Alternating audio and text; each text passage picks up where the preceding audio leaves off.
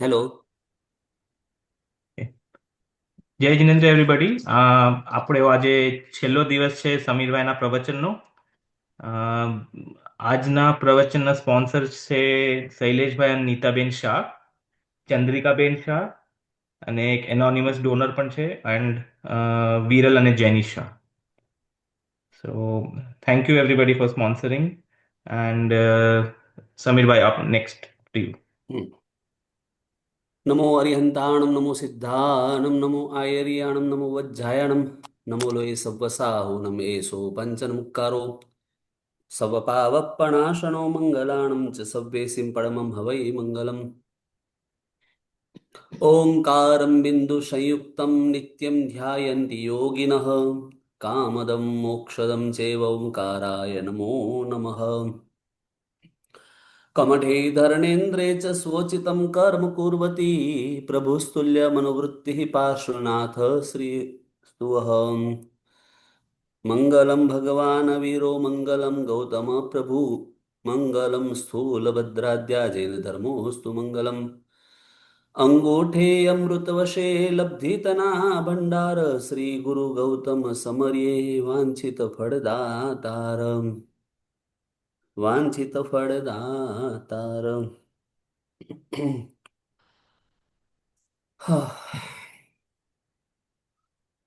એક આજે છેલ્લો દિવસ છે. હાર્ડલી રિક્વેસ્ટ, તમે સમજી ગયા હશે મારી વાતને. બરાબર, બહુ સરસ.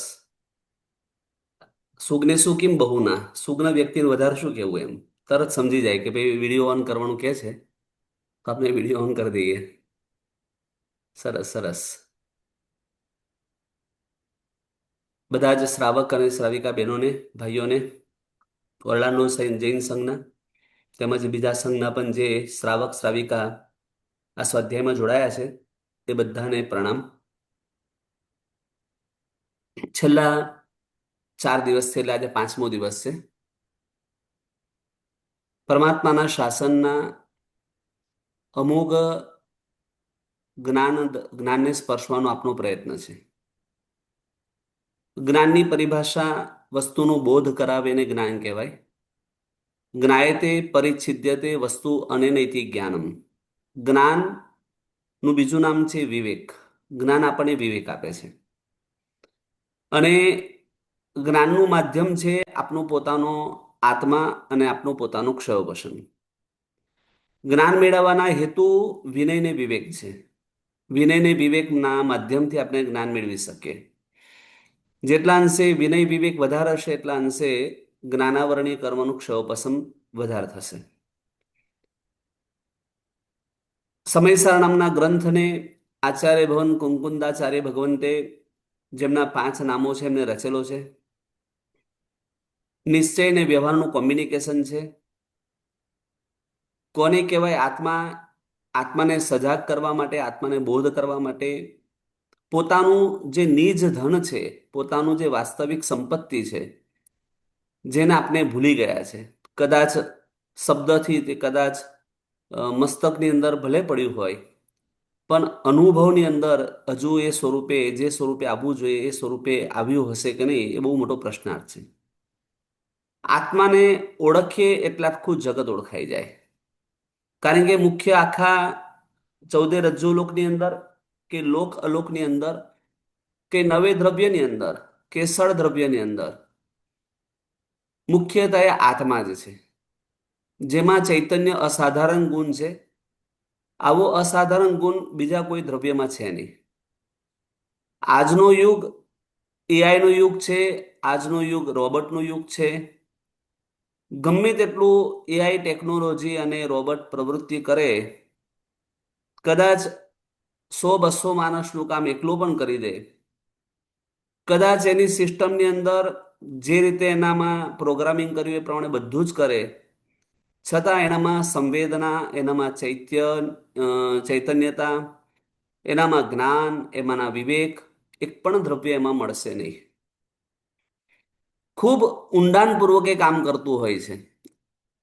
આજે પૂતગલ દ્રવ્યની અપેક્ષાએ વિચાર કરીએ તો આત્મા અને પૂતગલ બંનેની પાસે શક્તિ ઘણી બધી છે. ન કલ્પી શકાય એટલી શક્તિ પૂતગલમાં પણ છે, અને ન કલ્પી શકાય એટલી શક્તિ આત્મામાં પણ છે. પૂતગલની શક્તિ એ એના સ્વભાવને લઈને છે, એની અવસ્થાને લઈને છે. આત્માની શક્તિ આત્મત્વને લઈને છે. આત્માની વ્યાખ્યા કરવા જઈએ તો શું કરી શકીએ વ્યાખ્યા? તો જેનામાં સુખ દુઃખની અનુભૂતિ હોય. આ એક જે આપણે ચેતના શબ્દની વ્યાખ્યા કરી રહ્યા છે અત્યારે, જેનામાં સુખ દુઃખની અનુભૂતિ હોય એને આત્મા કહેવાય. આવી ચેતના, આવી અનુભૂતિ પૂતગલ દ્રવ્યમાં ત્રિકાલમાં ન હોઈ શકે, કોઈ કાળે ના આવી શકે. કદાચ રેતીના કણમાંથી તેલ નીકળી શકે,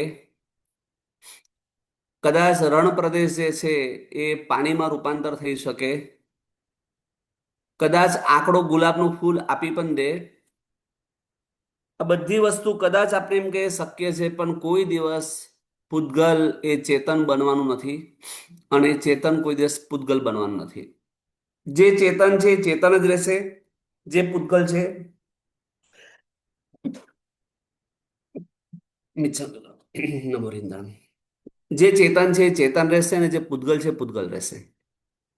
આ સમય એટલે આત્મા સમ અય, જે દ્રવ્ય ગુણ પર્યાયમાં પરિણમન થતો હોય એવા દ્રવ્યને આત્મા તરીકે ઓળખાવે છે. કુંકુંદાચાર્ય ભગવંતોનો આ ગ્રંથ આપણે ખરેખર ચિંતન મનન અને મનોમંથન કરવા જેવો ગ્રંથ છે. કદાચ આપણે 5 દિવસના સ્વાધ્યાયની અંદર જે કંઈ આપણે સ્પર્શના થઈ હોય, પણ એના પછી પણ આપણે એની સતત પરિશીલન રાખીએ, સતત જાગૃતિ રાખીએ, તો આપણને એમાંથી કોઈ સમુદ્રમાંથી રત્નો નીકળે અને કોઈ પર્વતમાંથી અ, રત્નો નીકળે, સ્ટોન નીકળે. પણ આ તો આખો ગ્રંથ જ રત્નમય છે. એના એક એક શબ્દ રત્નમય છે. એના એક એક અક્ષર બોધ કરનારો છે. એવા સમયસાર ગ્રંથની અંદર આપણે ગઈકાલે 12મી ગાથા જોઈ ગયા હતા. છતાં એકવાર થોડુંક એનું પાછું મેમરાઇઝ કરી લઈએ. દેખે પરમ જે ભાવ તેને શુદ્ધ નહીં જ્ઞાતવ્ય છે. પરમ ભાવને જ જે જુએ છે, શુદ્ધ નહીં સુધી પહોંચવા માટે 3 અવસ્થા આપણી છે: શ્રદ્ધાવાન, જ્ઞાનન, ચૈત્રવાન. અને શુદ્ધ જે ઉપદેશ છે, એટલે શુદ્ધ જે અવસ્થા છે, એ જે શુદ્ધ નહીં છે, જે શુદ્ધ સ્વરૂપ છે, ચૈતન્ય સ્વરૂપ છે, એને જ જે માને એ શુદ્ધ નહીં છે. અપર ભાવે સ્થિત તે વ્યવહારનો ઉપદેશ છે. અને એને પ્રગટ કરવા માટે જે કંઈ આપણે નિમિત્તોનું આલંબન લઈએ છીએ, એ બધું વ્યવહાર છે. વ્યવહાર છેવટે છોડવાનો છે, વ્યવહારને પકડવાનો નથી. લાકડી જેવો વ્યવહાર છે.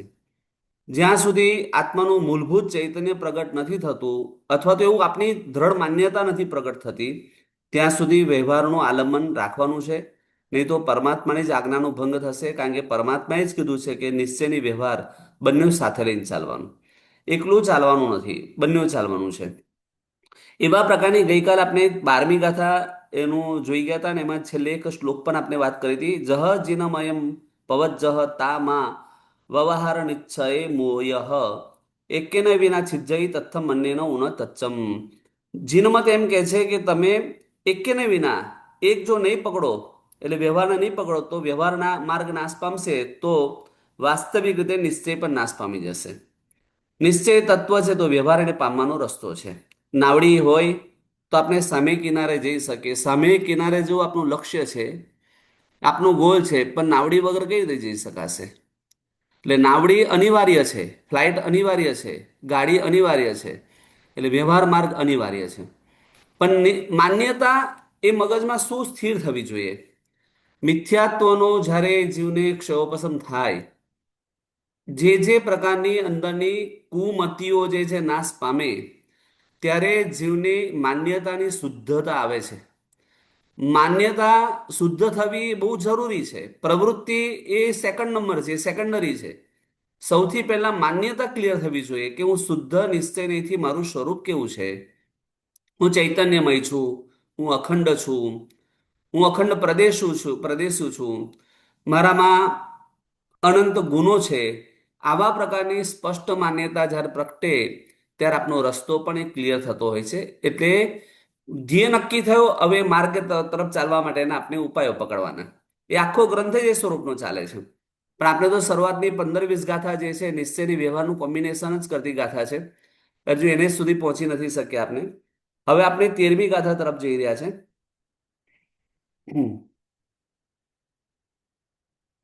આમાંથી એક પ્રશ્ન પૂછું છું, કોઈ ખોટું ના લગાડતા. પણ ગઈકાલનો સ્વાધ્યાય, એના 24 કલાક થયા, કોઈ પુસ્તક ઉઘાડ્યું હતું ખરું? એક રાજેન્દ્રભાઈ. બસ, બીજું કોઈ નહીં? શું વાત કરો છો! ધન્યવાદ છે તમને. અને છતાં જ્ઞાન પ્રાપ્ત કરવું છે આપણે. વિરલભાઈ, કેમ આવું થયું? ટાઈમ નહીં મળ્યો હોય. યા થોડું થોડું બેઝ થઈ ગયા હતા. એટલે હમણાં લેક્ચર પહેલા મેં થોડું રિવાઇઝ કર્યું, પણ પહેલા નહોતું પણ જોયું. ગ્રંથને મમરાવો પડે, ગ્રંથને વાગડવો પડે, તો થોડી મજા આવશે આ ગ્રંથની અંદર. શબ્દનો સ્પર્શ છે ને થાય ને, તો ઉઘાડ થઈ શકે એવો છે. ખાલી સાંભળવાથી કલ્યાણ થતું હોય તો સારું હતું, પણ સાંભળવાથી એટલું કલ્યાણ થતું નથી. 13મી ગાથાની અંદર આપણે પ્રવેશ કરીએ છીએ. એ પ્રમાણે જ શુદ્ધ નહીંથી જાણવું તે સમ્યક્ત્વ છે. આટલી મેં અવતરણિકામાં વાત કરી.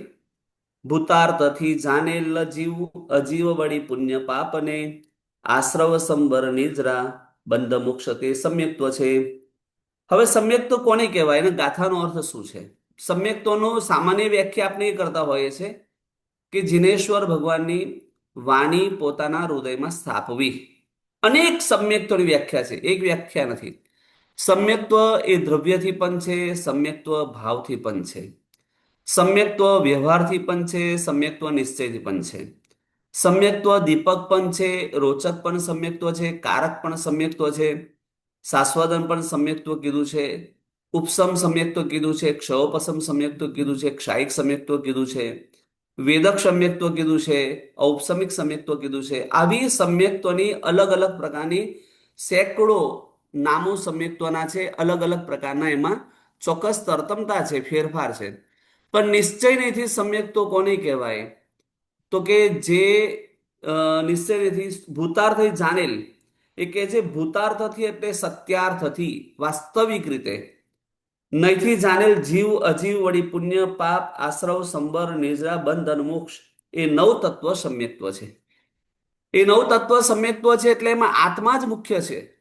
એના સિવાયની બાકીની બધી વસ્તુઓ જોવા જઈએ તો જેમાં કેટલાક જીવ સ્વરૂપ છે, પણ છેવટે સંબર શું કે નિદ્રા શું, કે છેવટે બંધ શું કે પછી જીવ અજીવ શું. જીવની પણ વ્યાખ્યા અહીંયા આગળ જે કર્મયુક્ત અવસ્થા વાળું છે એ જીવની અપેક્ષા એ વ્યાખ્યા કરે તો અલગ થાય. ચૈતન્ય સ્વરૂપે જીવની વ્યાખ્યા તો કરીએ તો અલગ થાય. પણ છેવટે નવ તત્વની અંદર મોક્ષ તત્વ પણ એમાં એક જ તત્વ સૌથી મહત્વનું, એક જ તત્વ જે અભેદ સ્વરૂપે બોધ કરાવી આપે, ચૈતન્ય સ્વરૂપ બોધ કરાવી આપે, એ તત્વનું નામ છે જીવ તત્વ, આત્મા તત્વ, જે અનંત જ્ઞાનનો સ્વામી છે, જ્ઞાયક સ્વભાવ વાળો છે. બાકીના નવ તત્વ ઉપરનું પણ કોઈ લેવા દેવા નથી. એને નવ તત્વો સાથે પણ કંઈક બધા જે પુણ્ય પાપ છે એ પોતાનાથી ભેદ છે, તે પોતાનાથી ભિન્ન છે. આશ્રવ કે સંવર પોતાનાથી ભિન્ન છે.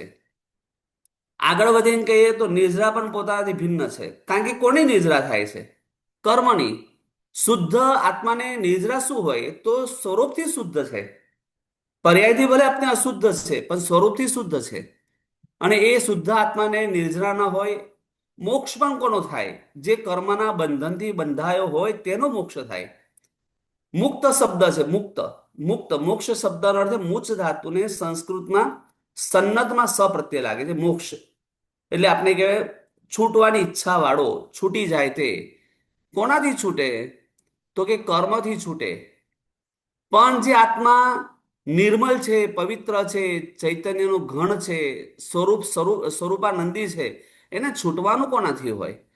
એટલે છૂટવાનું છે ને, એટલે નવે તત્વની અંદર એક જ તત્વ એના માટે ઉપાદેય છે, એક જ તત્વને પોતે માને છે, અને એ તત્વ છે જીવ તત્વ.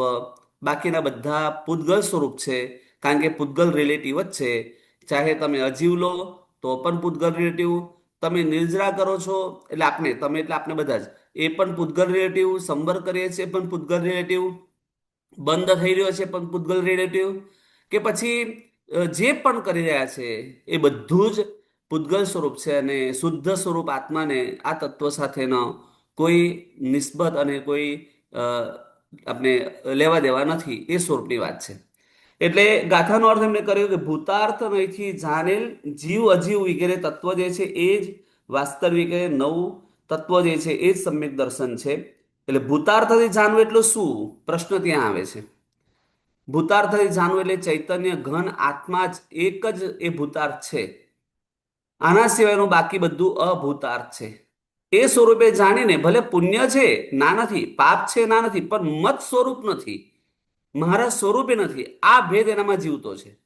પુણ્યનો અપલાપ નથી કરવો. પુણ્ય છે તો છે, એ તો માનવું પડશે. તીર્થંકર પરમાત્મા પણ સમવસરમાં બેસે છે તો એ પરમાત્માનું પુણ્ય તો ઉદયમાં છે માટે જ બેઠા છે. કારણ કે એમનું તીર્થંકર નામકર્મ પણ પુણ્ય છે કે નથી? તીર્થંકર નામકર્મ પણ પુણ્ય ખરું કે નથી, રાજેન્દ્રભાઈ? તો તીર્થંકર નામકર્મ પુણ્ય છે તો એમને એ પુણ્યનો ઉદય છે, પણ એનાથી વિભક્ત છે, એનાથી અલગ છે. એ દ્રવ્ય કર્મથી, એ નો કર્મથી, એ ભાવ કર્મથી અલગ છે. હોવા છતાં પણ તેનાથી વિભક્ત રહેવું તે જ મુખ્ય અહીંયા નિશ્ચયથી સમ્યક દર્શન કહેવાશે. એને જ શુદ્ધ નિશ્ચય નહીં કહેવાશે. એટલે ગાથાર્થની અંદર લખ્યું છે એમને કે આ જીવાદી નવતત્વો ભૂતાર્થ નહીંથી જાણે સમ્યક દર્શન છે. અને વ્યવહારથી જે છે પ્રવૃત્તિ અભૂતાર્થ છે. પામવા માટેનો માર્ગ તો મેળવવો પડશે ને. ખાલી માની લેવાથી કઈ થઈ જાય છે વિરલભાઈ? તો શું થયું? હું શુદ્ધ આત્મા છું, હું શુદ્ધ આત્મા છું, હું શુદ્ધ આત્મા છું. આવું બોલવાથી કાર્ય થઈ જતું હોય તો સારું છે, પણ એવું થતું નથી. જે રિયાલિટી છે એને સ્વીકાર છે, અને રિયાલિટીને સ્વીકાર કર્યા પછી એ તરફ ઢળવું, એ જે નહીંનો ઉપયોગ કરવો પડે તેનાથી તે તરફ જવું, એ વ્યવહાર છે.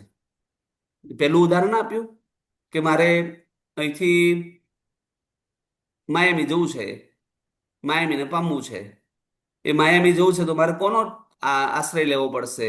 કાં મને કોઈ મૂકવા આવે, કાં કોઈ બસ હોય, કાં કોઈ ટ્રેન હોય, કાં ફ્લાઇટ હોય. એ માધ્યમ બને છે. પછી ત્યાં પહોંચી જવું અને માયામીને પ્રાપ્ત કરી લઉં. પછી એ ફ્લાઇટ શું, એ ટેક્સી શું, એ બસ શું, મૂકનાર આવનાર શું, બધા જ શું થાય છે? પછી વિલુપ્ત થઈ જાય છે, કશું રહેતું નથી. એટલે પામવાનો માર્ગ જે છે એને છોડવાનો નથી, એને પામવા યોગ્યને ધ્યાનમાં રાખવાનું છે. સાધ્યને ભૂલવાનું નથી, સાધનને પણ ભૂલવાનું નથી. એટલે સાધ્ય સાધન બંનેને સાથે રાખવાનું છે, પણ સાધ્યને પહેલા નિષ્કર્ષ કરવાનો છે.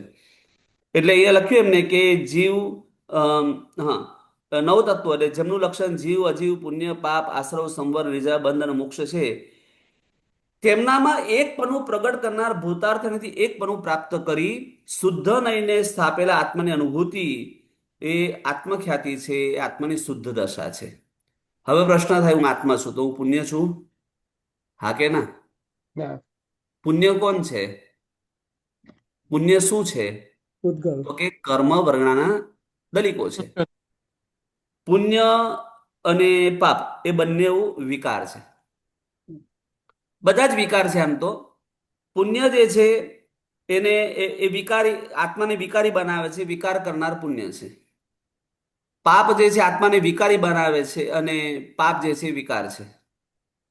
આશ્રવ જે છે થવા યોગ્ય છે, અને આશ્રવ કરનાર, એના સંવર જે છે એ થવા યોગ્ય છે, અને સંવાર્ય સંવાર કરનાર, નિદ્રા કરવા યોગ્ય નિદ્રા કરનાર, નિદ્રા કરવા યોગ્ય કર્મ છે, નિદ્રા કરનાર જીવ છે.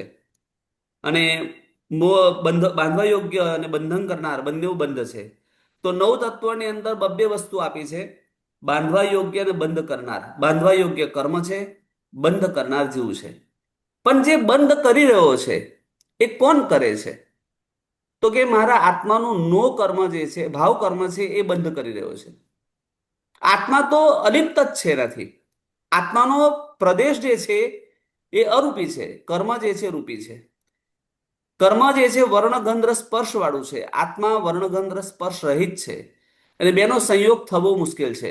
વ્યવહાર નહીં કહેશે, અથવા તો સંયોગની દ્રષ્ટિથી બંધ છે, નિશ્ચયની અપેક્ષાએ બંધ છે જ નહીં, કારણ કે બંને દ્રવ્ય ભિન્ન છે. એટલે આત્મા અનાદિથી અનંતકાળ સુધી શુદ્ધ સ્વરૂપ જ છે. ખાલી એને પ્રાપ્તિના ઉપાયોને શોધીને એ તરફ જવાનું છે. એમ માની નથી બેસવું કે શુદ્ધ છું અત્યારે, એવું નથી માનવાનું. એટલે એ રીતે પ્રવૃત્તિ નથી કરવાની, પણ અંદરની માન્યતાને ક્લિયરિટી કરવાની છે કે મૂળભૂત હું શુદ્ધ સ્વરૂપ છું. અને એ સ્વરૂપે નવ તત્વો ઉપર વિશ્વાસ રાખવો એ આપણે કહેવાશે શુદ્ધ નહીં અથવા તો શુદ્ધ નહીંની અપેક્ષા એ સમ્યક દર્શન. હવે જે વાત છે વ્યવહાર દ્રષ્ટિથી અને વાસ્તવિકતા એને થોડું આપણે ખુલાસો કરી રહ્યા છે. પેજ નંબર તમારી પાસે હોય ચોપડી, તો 32 નંબરનું પેજ છે, 32. જીવ અને પૂતગલનો સંબંધ ક્યારનો છે શૈલેષભાઈ? જીવ અને પૂતગલનો સંબંધ, એ પૂતગલમાં તમે શરીર લો, પૂતગલમાં કર્મ લો, પૂતગલમાં ઇન્દ્રિય લો, જે લો, આનો જીવની સાથે અનાદિકાળથી સંબંધ ક્યારથી છે? અનાદિકાળથી અનાદિકાળથી છે. અનંત કાળ સુધી કદાચ કોઈને રહેશે, કોઈને શાંત કાળ સુધી રહેશે, પણ જે અમુક જીવ હોય એના અનાદિકાળથી જ અનંત કાળ સુધી રહેવાનો છે. પણ અત્યારે આપણે એટલું વિચારે અનાદિકાળથી છે. હવે અનાદિકાળથી સંબંધ છે તો નવ તત્વ એ દ્રષ્ટિથી ભૂતાર્થ છે કે અભૂતાર્થ છે? સત્ય છે કે અસત્ય છે? ધીરેનભાઈ, આપણે એવું માનીએ છીએ ને કે આત્મા જે છે અનાદિકાળથી છે, કર્મના સંયોગથી વળગેલો છે, આવું માનીએ છીએ કે નથી માનતા? માનીએ છીએ. હાજી. હા, માનીએ છીએ. અવાજ ધીરો આવે છે, ખબર નહીં એથી વોલ્યુમ ધીરો છે કે ખ્યાલ નથી મને. ઓકે, વેઇટ, મારું વોલ્યુમ હશે. ઓકે, મારો તો અવાજ બરાબર આવે છે ને તમને? હા, બરાબર આવે છે. અહીંયા ઓકે. હવે હવે આ જે માન્યતા છે, આ જે અવસ્થા છે, એ અવસ્થા સત્ય છે કે અસત્ય છે? તો વ્યવહાર અને એની અપેક્ષા એ ભૂતાર્થ છે. અને નિશ્ચયની અપેક્ષા જોવા જઈએ તો જીવ દ્રવ્ય એ સ્વભાવ જે છે એનો, એ સ્વભાવની સમીપમાં જે વિચારો કે આત્મા, એનો એનો આ ક્યાં, એનો ક્યાં સ્વભાવ છે, એનો આ ક્યાં પર્યાય છે? પર્યાય ચોક્કસ, પણ એનો સ્વભાવ ક્યાં છે? આત્માનો સ્વભાવ તો જ્ઞાન છે, આત્માનો સ્વભાવ તો દર્શન છે. આપણે વિભક્ત કરીને તમને સમજાવું છું અત્યારે. આત્માનો સ્વભાવ ચારિત્ર છે, બાકી તો આત્માનો સ્વભાવ તો જ્ઞાયક જ છે. પણ છતાં ત્રણને અત્યારે આપણે વિભાગ કરીને જ્ઞાયક સ્વરૂપે માની લઈએ, અને જ્ઞાયક સ્વરૂપ છે તો ત્રણનો વિભાગ આપણે ઉપાધિના ભેદથી માનીએ છીએ. તો જીવ દ્રવ્યનો સ્વભાવ જે છે એની સમીપમાં જેની વિચારો કે જીવ શું છે, એને ક્યાં આ કર્મ સાથે મતલબ છે, એને ક્યાં શરીર સાથે મતલબ છે, એ તો નિર્મલ પવિત્ર છે. તો વ્યવહાર નહીંથી ભૂતાર્થ વસ્તુ, પણ નિશ્ચય નહીંથી અભૂતાર્થ છે. કારણ કે અનુભવની અંદર શુદ્ધ ચૈતન્ય આત્મા જ પ્રતીત થાય છે. શુદ્ધ ચૈતન્ય, જેમ આપણે એક સ્ફટિક હોય, સ્ફટિક જોયું? ક્રિસ્ટલ, ક્રિસ્ટલ જોયું છે સ્ફટિક? હવે એ સ્ફટિકની સામે લાલ કપડું મૂકી દે તો સ્ફટિક કેવું લાગશે? લાલ લાગશે. હવે લાલ જે છે એ સ્ફટિક છે ખરું? હકીકતમાં નથી. સ્ફટિક તો એકદમ સફેદ છે, નિર્મલ છે, પવિત્ર છે, એમાં કોઈ કલંક નથી. જીવ દ્રવ્યની અંદર પણ કર્મરૂપી આ જે ઉપાધિ છે સ્ફટિક જેવી છે, એના કારણે જીવ દ્રવ્ય જે છે એના આ અવસ્થા આપણને દેખાય છે. એ વ્યવહારથી ભૂતાર્થ છે, પણ નિશ્ચયથી જીવ સમીપ પાસે જઈએ કે જીવ તું કેવો છું, આવો છો તું, તું પુણ્યવાન છું, તું પાપવાન છું, તું આશ્રવવાળો છું, તું નિદ્રાવાળો છું, આ બધું તો કર્મ છે, આ બધું તો પૂતગલ છે, અને આત્માને શું લેવા દેવા? આત્મા તો અરૂપી છે, તો નિર્મલ છે, એની સાથે કોઈ લેવા દેવા નથી. જેમ પાણી હોય, એની પર તેલનું ટીપું નાખીએ તો એ તેલનું ટીપું પાણીમય થઈ જાય છે. શૈલેષભાઈ, તેલનું ટીપું આપણે પાણી ઉપર નાખીએ તો એ તેલનું ટીપું એ પાણીમય થઈ જાય છે? બસ એ અલગ જ રહે છે. દેખાય છે સાથે, છલા અલગ છે. તળાવની અંદર નીલફૂગ બાજી જાય તો તળાવનું પાણી નીલફૂગ બંને ભિન્ન છે. એની ઉપર દેખાય છે એટલે આપણને આભાસ થાય છે આ બંને એવું થઈ ગયું. નિશ્ચયથી જોનાર વ્યક્તિને ખબર જ છે કે આ બંને ભેદ છે, આ વાસ્તવિકતા નથી. એટલે વાસ્તવિકતા આત્માની સમીપમાં જઈએ છે તો અલગ દેખાય છે, અને વ્યવહારની અપેક્ષાએ જોવા જઈએ તો એ ચોક્કસ ભૂતાર્થ છે, એમાં અમારે કોઈ નિષેધ કરવા જેવું નથી. તો ત્યાં શું છે? તો ત્યાં પણ જીવનો સ્વભાવ જ્ઞાયક જ છે. જાણવું જ જીવનો સ્વભાવ છે, બીજું કાંઈ નથી.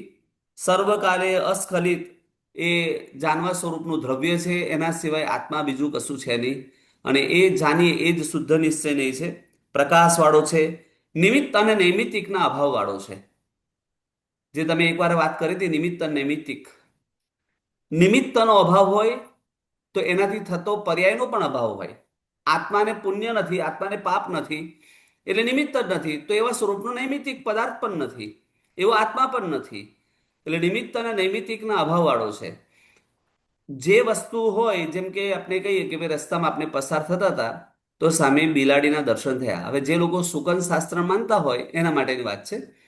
તો બિલાડી નિમિત્ત મળી એટલે એનાથી થતું ફળ એ નૈમિત્તિક ફળ કહેવાશે. બરાબર છે? ખ્યાલ આવે છે શશિકાંતભાઈ? આમ લોકો શુકન અપશુકન માનતા હોય છે, ઘણા લોકો નથી માનતા હોતા. માનવું ના માનવું, જાણવું ન જાણવું એ પોતાની મતિ છે, પણ હું તો એક સમજાવું છું કે સમજો કે કોઈ નિમિત્ત છે તો એનાથી થતી ઘટનાને નૈમિત્તિક કહેવાય. નિમિત્ત ન હોય તો એનાથી થતી ઘટના ન હોય એટલે નૈમિત્તિક પણ નથી. તો શુદ્ધ આત્માને પુણ્ય નથી, શુદ્ધ આત્માને પાપ નથી, શુદ્ધ આત્માને દ્રવ્ય નથી, એટલે સંવર નથી, તો એનાથી થતો એનો પર્યાય પણ નથી.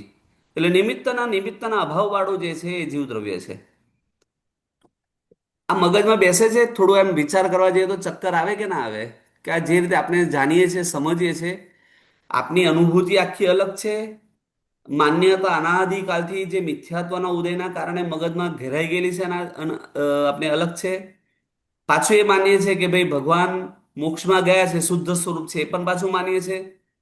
પણ પ્રવૃત્તિ આપણી કઈ તરફ જાય છે? આપણી એટીટ્યુડ, આપણી જે આપણું નોલેજ, આપણી માન્યતા કઈ તરફ જાય છે? તો આ તરફ જાય છે. એટલે એમ આમ લાગે ને વિરોધાભાસ થઈ રહ્યો છે કે શાસ્ત્રકાર જે આપણને સત્ય માર્ગ સમજાવે છે, જે આત્માનું મૂળભૂત સ્વરૂપ છે એ સમજાવે છે, ત્યારે જીવ એ સમજવા તૈયાર નથી થતો. ઘણી વાર એવું થાય કે સ્વાધ્યાયમાં બેઠા છે એટલે સાંભળવું પડશે. કેમ શ્રેયાબેન, બરાબર? સાંભળીએ આપણે પંડિતજીની વાતને. જો હું પણ, આપણે બધા જ જીવો દ્રવ્યથી એટલે પર્યાયથી આપણી અવસ્થા તો આપણને ખબર છે. માન્યતામાં અંદર ઘૂંટાવવું બહુ અઘરું છે. આ એક વાસ્તવિકતા છે. કારણ કે હજુ આપણે એવા પ્રકારના કુવિકલ્પોની અંદર મિથ્યાત્વના ઉદયમાં જીવી રહ્યા હોય તો આપણને આ શબ્દનો તે સ્વરૂપે પ્રતીત જ ન થાય કે મારો આત્મા આવો છે. એ બોધ જ ના થાય, થવા જ ન દે કર્મ.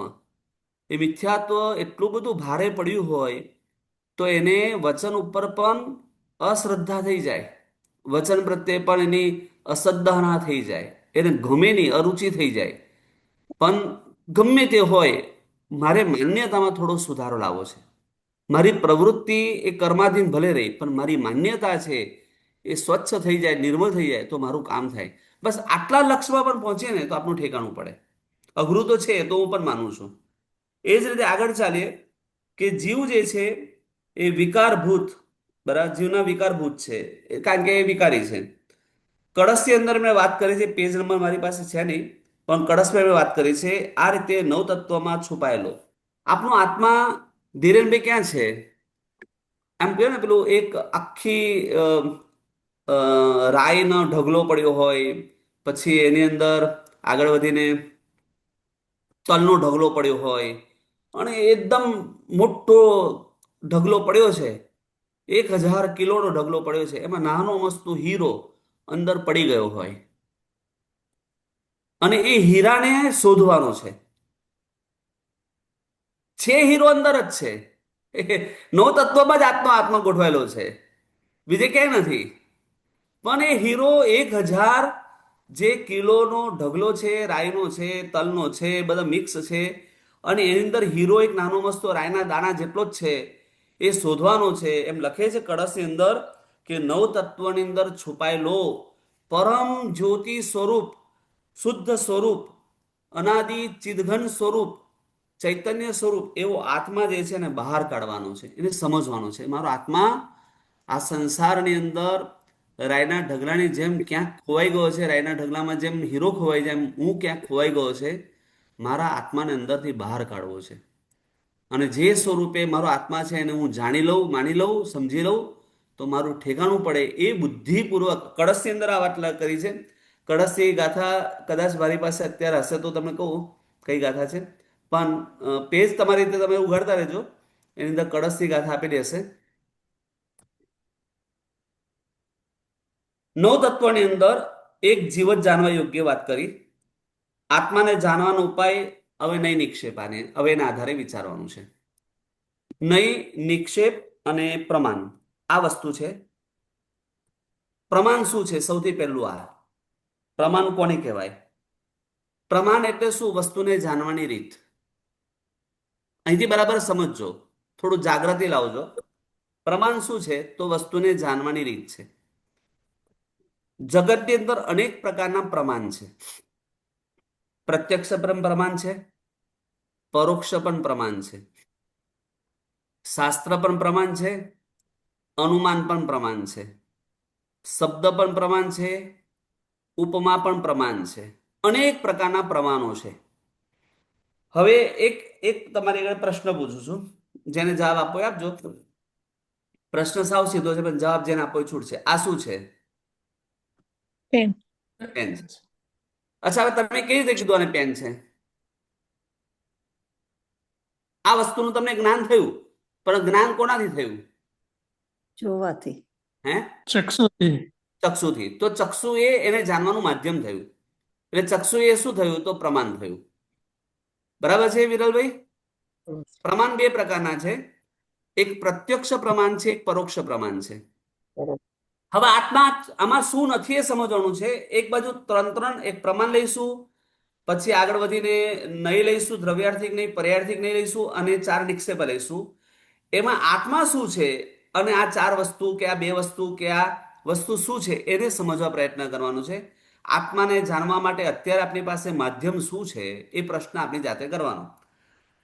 2 પ્રકારના પ્રમાણ છે જેનાથી વસ્તુ જણાય, એને પ્રમાણ કહેવાય. એ પ્રમાણ 2 પ્રકારના છે, પ્રત્યક્ષ પ્રમાણ અને પરોક્ષ પ્રમાણ. 5 પ્રકારના જ્ઞાન છે: મતિ જ્ઞાન, શ્રુત જ્ઞાન, અવધિ જ્ઞાન, મનઃ પ્રયોગ જ્ઞાન અને કેવલ જ્ઞાન. આ 5 પ્રકારના જ્ઞાનની અંદર 2 જ્ઞાન એ પરોક્ષ છે અને 3 જ્ઞાન એ પ્રત્યક્ષ છે. છતાં પણ આખા શાસનનો, આખા શાસ્ત્રનો મૂલાધાર હોય તો મતિ શ્રુત જ્ઞાન છે. એમાં પણ શ્રુત જ્ઞાન મુખ્ય છે. આત્મા અવધિ જ્ઞાનથી જણાતો નથી, આત્મા મનોપ્રયોગ જ્ઞાનથી જણાતો નથી. આત્મા જણાય છે તો ફક્ત મતિ જ્ઞાન અને એનું મૂળભૂત સ્વરૂપ જે છે પ્રગટ થવામાં કેવલ જ્ઞાન છે. બરાબર છે? ચાલો આગળ. ઓકે. હવે પરોક્ષ પ્રમાણ એટલે પરોક્ષથી વસ્તુ જાણવી, એટલે ઇન્દ્રિય દ્વારા વસ્તુ જાણવી. અક્ષનો અર્થ થાય આત્મા, અને ઇન્દ્રિય દ્વારા જાણે એ પરોક્ષ કહેવાય. અક્ષનો થાય આત્મા, પ્રત્યક્ષથી આત્માથી જ જાણે એને પ્રત્યક્ષ કહેવાય. હવે સમજીએ કે આપણે જેટલી વસ્તુ જાણીએ છીએ એ બધી વસ્તુનો આધાર શું? તો કે ઇન્દ્રિય છે. નાક દ્વારા સુગંધ આવે છે, કર્ણ દ્વારા શબ્દ સાંભળીએ છીએ, આંખ દ્વારા દેખી રહ્યા છે, જીભ દ્વારા ચાખી રહ્યા છે, સ્પર્શેન્દ્રિય દ્વારા સ્પર્શ કરી રહ્યા છે, મન દ્વારા સંકલ્પ અને વિકલ્પ કરી રહ્યા છે. બરાબર છે કનુભાઈ? આપણે આ રીતે ચાલી રહ્યું છે. પરોક્ષની અંદર ફરીવાર 2 જ્ઞાન એ પરોક્ષ છે, જેનાથી 2 જ્ઞાનને પરોક્ષ જ્ઞાન કહેવાય છે, જેનાથી આપણને બોધ થાય છે, પણ ઇન્દ્રિયના માધ્યમથી થાય. કરે છે આત્મા જ, એમાં કોઈ નથી. પાવર આત્માનો જ છે, પણ માધ્યમ ઇન્દ્રિય બને છે. સીધો આત્માને બોધ થતો નથી. એટલે 2 જ્ઞાનથી જે બોધ થશે તેને આપણે પરોક્ષ કહીશું. એ પરોક્ષ પ્રમાણ કહેવાશે. બરાબર છે? આટલું ક્લિયર થઈ ગયું છે શૈલેષભાઈ? ટીવી આપણે દેખીએ છીએ, આંખથી દેખીએ છીએ. તમે મને સાંભળી રહ્યા છે, કર્ણથી સાંભળી રહ્યા છે. તમે વિચારી રહ્યા છે, એ બધો વિકલ્પ છે. બરાબર છે? જે કંઈ સુગંધ આવતી હોય એ નાક દ્વારા આવે છે. તો આ બધું ઇન્દ્રિય દ્વારા પદાર્થનો બોધ થઈ રહ્યો છે, એને કહેવાશે પરોક્ષ પ્રમાણ. અને પ્રત્યક્ષ પ્રમાણ શું છે?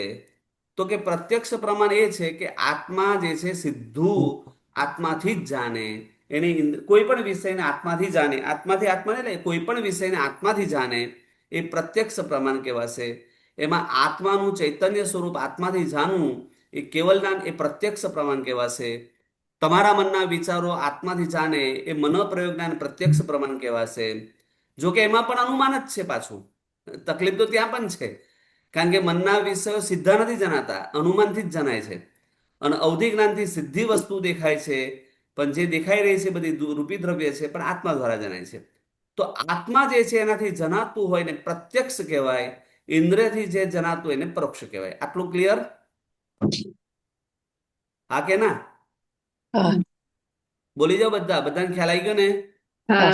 ઇન્દ્રિયથી જણાય તેને પ્રત્યક્ષ કહેવાય. બોલો. ઇન્દ્રિયથી જણાય તે પ્રત્યક્ષ પરોક્ષ કહેવાય. અને હા, પરોક્ષ હવે બરાબર કહેવાય. સુધારો કર્યો. ઇન્દ્રિયથી જણાય તેને શું કહેવાય? પરોક્ષ. પરોક્ષ. આત્માથી પરોક્ષ. જણાય તેને પ્રત્યક્ષ. એટલે હવે શું શું છે તો કે પ્રમાતા, પ્રમેય અને પ્રમાણ, ત્રણ વસ્તુ છે આપણી પાસે. સૌથી પહેલા પ્રમાતા, જાણનાર. પછી પ્રમાણ, જેનાથી જણાય તે, એ પ્રમાણ. પરોક્ષ પ્રમાણ ક્યાં તો પ્રત્યક્ષ પ્રમાણ. જાણનાર આત્મા છે. પ્રમાણ પ્રત્યક્ષ છે કે પરોક્ષ છે. અને જાણવા યોગ્ય પદાર્થને પ્રમેય કહેવાશે. જ્ઞાન, જ્ઞાતા અને જ્ઞેય. બરાબર. બરાબર, જે રીતે આપણે વાત કરીએ છીએ, જ્ઞાન, જ્ઞાતા અને જ્ઞેય, પ્રમાતા, પ્રમાણ અને પ્રમેય. શબ્દ થોડા વિચિત્ર લાગે ના સાંભળ્યા હોય તો. પ્રમાતા આત્મા છે, પ્રમાણ તે માધ્યમ છે જાણવા યોગ્ય પદાર્થને માટેનું, અને જાણવા યોગ્ય વસ્તુ પ્રમેય છે. તો હવે એક પ્રશ્ન કરું છું કે આ પેન છે એ શુદ્ધ નિશ્ચયની અપેક્ષાએ મને જણાઈ, ઇન્દ્રિય દ્વારા જણાઈ, એ સાચું કે ખોટું? તો કે ઇન્દ્રિયનો વિષય બનતો જ નથી શુદ્ધ નિશ્ચયની અપેક્ષાએ. તો એટલે અત્યારે જે આપણે વાત કરી રહ્યા છે વ્યવહારની અપેક્ષાએ સત્ય છે, પણ નિશ્ચયની અપેક્ષાએ કે પછી શુદ્ધ નિશ્ચયની અપેક્ષાએ વાત કેવી છે? અસત્ય છે. સમજાય છે? બોલો ભાઈ, હા કે ના? ન ખ્યાલ આવે તો આંગળી ઊંચી કરજો. રાજેન્દ્રભાઈ, ખ્યાલ આવે છે? ઓકે. તો એમાં જે પ્રમાતા, પ્રમાણ અને પ્રમાતા, પ્રમેય અને પ્રમાણ, એ ત્રણેય વસ્તુઓ જે છે એ જાણવા માટેનો આધાર હતો. એ જાણવાનો આધાર જ્યારે શુદ્ધ નિશ્ચયની અપેક્ષા આત્માને જાણ્યો છે, જ્ઞાયક સ્વરૂપ છે, ત્યારે એ લાકડીના ટેકાની હવે જરૂર નથી. એટલે આત્મા આનાથી પર છે. ભૂતાર્થ જે વ્યવહારની અપેક્ષાએ સત્ય હતું, એ જ વસ્તુ નિશ્ચયની અપેક્ષાએ, શુદ્ધ નિશ્ચયની અપેક્ષાએ અસત્ય ઠરે છે. કારણ કે આત્મા જે છે એ મૂળભૂત જ્ઞાયક સ્વરૂપ છે, એને કોઈની જરૂર નથી. સહજ સ્વરૂપે જ્ઞાતા છે. એટલે એને પ્રમાણ, પ્રમેય અને પ્રમાતાનો કોઈ ભેદ રહેતો નથી, એક જ સ્વરૂપે છે. એટલે હવે એક પ્રમાણની દ્રષ્ટિએ વિચારી લીધું. હવે બીજી રીતે વિચારીએ કે આગળ વધીને કે દ્રવ્યાર્થિક નહીં અને પર્યાર્થિક નહીં. હવે દ્રવ્યાર્થિક નહીંની અપેક્ષાએ વિચાર કરવા જઈએ તો હકીકતની અંદર હવે દ્રવ્ય આપણે કોઈ દિવસ જોયું છે ને જાણ્યું છે કેવું હશે આપણને ખબર નથી. કારણ કે આપણે જે કંઈ જોઈ રહ્યા છે ને બધું પર્યાય છે. બરાબર છે? તમે, હું આત્મા છું, તમે પણ આત્મા છો, પણ આપણે અત્યારે છે શું? તો કે પ્રેઝન્ટ તો પર્યાય છે. હવે દ્રવ્યાર્થિક નહીં એટલે શું? જેની દ્રષ્ટિ દ્રવ્ય ઉપર સ્થિર થઈ હોય, દ્રવ્યને જ પ્રધાન તરીકે જોતું હોય. બરાબર છે? જેમ કે આપણે એમ વિચારીએ કે ભાઈ આખા જગતમાં વસ્તુઓ કેટલી બધી છે, પૂતગલો કેટલા બધા, વૃક્ષો કેટલા બધા. હવે દ્રવ્યાર્થિકની અપેક્ષાએ શું થયું કે આ દ્રવ્ય છે, બસ એમાં ભેદ નથી કરવો. પૂતગલ દ્રવ્ય એ દ્રવ્ય, જીવ દ્રવ્ય એ દ્રવ્ય. એટલે દ્રવ્યાર્થિકની અપેક્ષાએ દ્રવ્યની પ્રધાનતા છે. બરાબર છે? હા કે ના? બરાબર છે. હા. અનુભાઈ બરાબર છે? બેસે છે? દ્રવ્યાર્થિકની અપેક્ષાએ દ્રવ્યની પ્રધાનતા છે, અને પર્યાયાર્થિકની અપેક્ષાએ પર્યાયનું મહત્વ છે. આત્મા દ્રવ્ય આપનું મૂળભૂત છે, પણ અત્યારે આપની અવસ્થા જે છે એ પર્યાયની અપેક્ષાએ હું મનુષ્ય છું, કોઈ સ્ત્રી છે, કોઈ પુરુષ છે. તો આ રીતે ભેદ પડે છે. એ ભેદની અપેક્ષાએ, વ્યવહારની અપેક્ષાએ ભેદ પડે છે. તો વ્યવહારની અપેક્ષાએ દ્રવ્યાર્થિક નહીં અને પર્યાયાર્થિક નહીં, ભૂતાર્થ છે, સત્યાર્થ છે. પણ જો નિશ્ચયની અપેક્ષાએ વિચારવા જઈએ તો હું શુદ્ધ વસ્તુ માત્ર ના ચૈતન્યનો સ્વામી છું. એ જ મારો સ્વભાવ છે, એ જ મારો અનુભવ છે. હું દ્રવ્યાર્થિક ને પર્યાયાર્થિક એ ભેદવાળો નથી. હું ચિદઘન સ્વરૂપ છે, એનો કોઈ બીજો દ્રવ્ય અને પર્યાય કોઈ ભેદ સ્વરૂપે રહેતું નથી. જ્યારે અભેદ સ્વરૂપે પ્રાપ્ત થઈ જાય છે ત્યારે એ સ્વરૂપે એ નિશ્ચયથી આત્મા કહેવાશે. ત્યારે દ્રવ્યાર્થિક નહીં અને પર્યાયાર્થિક નહીં, બંને અભૂતાર્થ બની જશે. બરાબર. બરાબર છે? બોલો, સમજાય છે ને? બરાબર. મને થોડું શંકા રાખ્યા કરતી હોય, તમને સમજાવ્યું કે નહીં સમજાવ્યું, એટલે ક્લિયર કરતા રહેજો. ન સમજાય તો આંગળી ઊંચી કરજો. બરાબર છે? હવે ત્રીજા પ્રકારમાં નામ, સ્થાપના, દ્રવ્ય અને ભાવ. સાહેબ આપને પણ સમજીએ કે તમે કોઈનું નામ લીધું. નામ શું છે પહેલા તો કોઈ પણ વસ્તુને સમજવા માટેના 4 રસ્તા છે: નામ, સ્થાપના, દ્રવ્ય અને ભાવ. જેમ કે આ પેન છે. આમ બતાવું છું એટલે આ પેન છે એટલું બોલું તો એ પેન નામનું જે ભાવ અવસ્થા છે, પ્રેઝન્ટ છે પેન, આ પેન ભાવ કહેવાય. પણ આ પેન બોલું છું એ નામ થયું. બરાબર છે? પછી એનું પિક્ચર દોર દઉં, ડ્રોઈંગ કરી દઉં, તો એ શું કહેવાશે? સ્થાપના કહેવાશે. એટલે નામ થયું, પછી બીજું સ્થાપના થયું. હવે ત્રીજું દ્રવ્ય. દ્રવ્ય કોને કહેવાય? તો કે જે મૂળભૂત વસ્તુ છે એની પૂર્વાપર અવસ્થાને દ્રવ્ય કહેવાશે. એક્ઝામ્પલ તરીકે આ પેન શેમાંથી બની? પૂતગલ. તો કે પ્લાસ્ટિકના મટીરિયલથી. તો દુનિયામાં જેટલું પ્લાસ્ટિક છે બધા દ્રવ્ય કહેવાશે વિરલભાઈ? હા કે ના? બોલો, કોણ બોલશે? દુનિયામાં જેટલું પ્લાસ્ટિક છે એ બધું દ્રવ્ય કહેવાશે? કારણ કે એમાંથી પેન બને છે ને. બોલો તો ના. ખરા. ના કોઈને ખ્યાલ નથી આવતો? રાજેન્દ્રભાઈ? ના ના એ પૂતગલ એનું સાચું દ્રવ્ય છે. હે? પૂતગલ એનું સાચું દ્રવ્ય છે. પૂતગલ દ્રવ્ય સાચું છે, પણ પ્લાસ્ટિકમાંથી પેન બની ને? કે બીજું કઈમાંથી બની? આ પેન તો પ્લાસ્ટિકમાંથી બનેલી છે. પણ પ્લાસ્ટિક પણ આગળ જઈને પૂતગલ છે ને. શું કહો છો? ખ્યાલ નથી આવતો. અહીંયા અવાજ સોરી, બહુ ઓછો આવે છે, ખબર નથી પડતી. પ્લાસ્ટિક પણ આગળ જઈને તો પૂતગલ છે ને. હા, પ્લાસ્ટિક આગળ જઈને પૂતગલ છે, પણ બને છે તો પૂતગલમાંથી જ પેન ને. આપણે હા, તો એટલે દ્રવ્ય. કઈ વાત ચાલી રહી છે? આપણે દ્રવ્ય અવસ્થા. દ્રવ્ય અવસ્થા પેલા અપેક્ષા નહીં જતા તમે અત્યારે.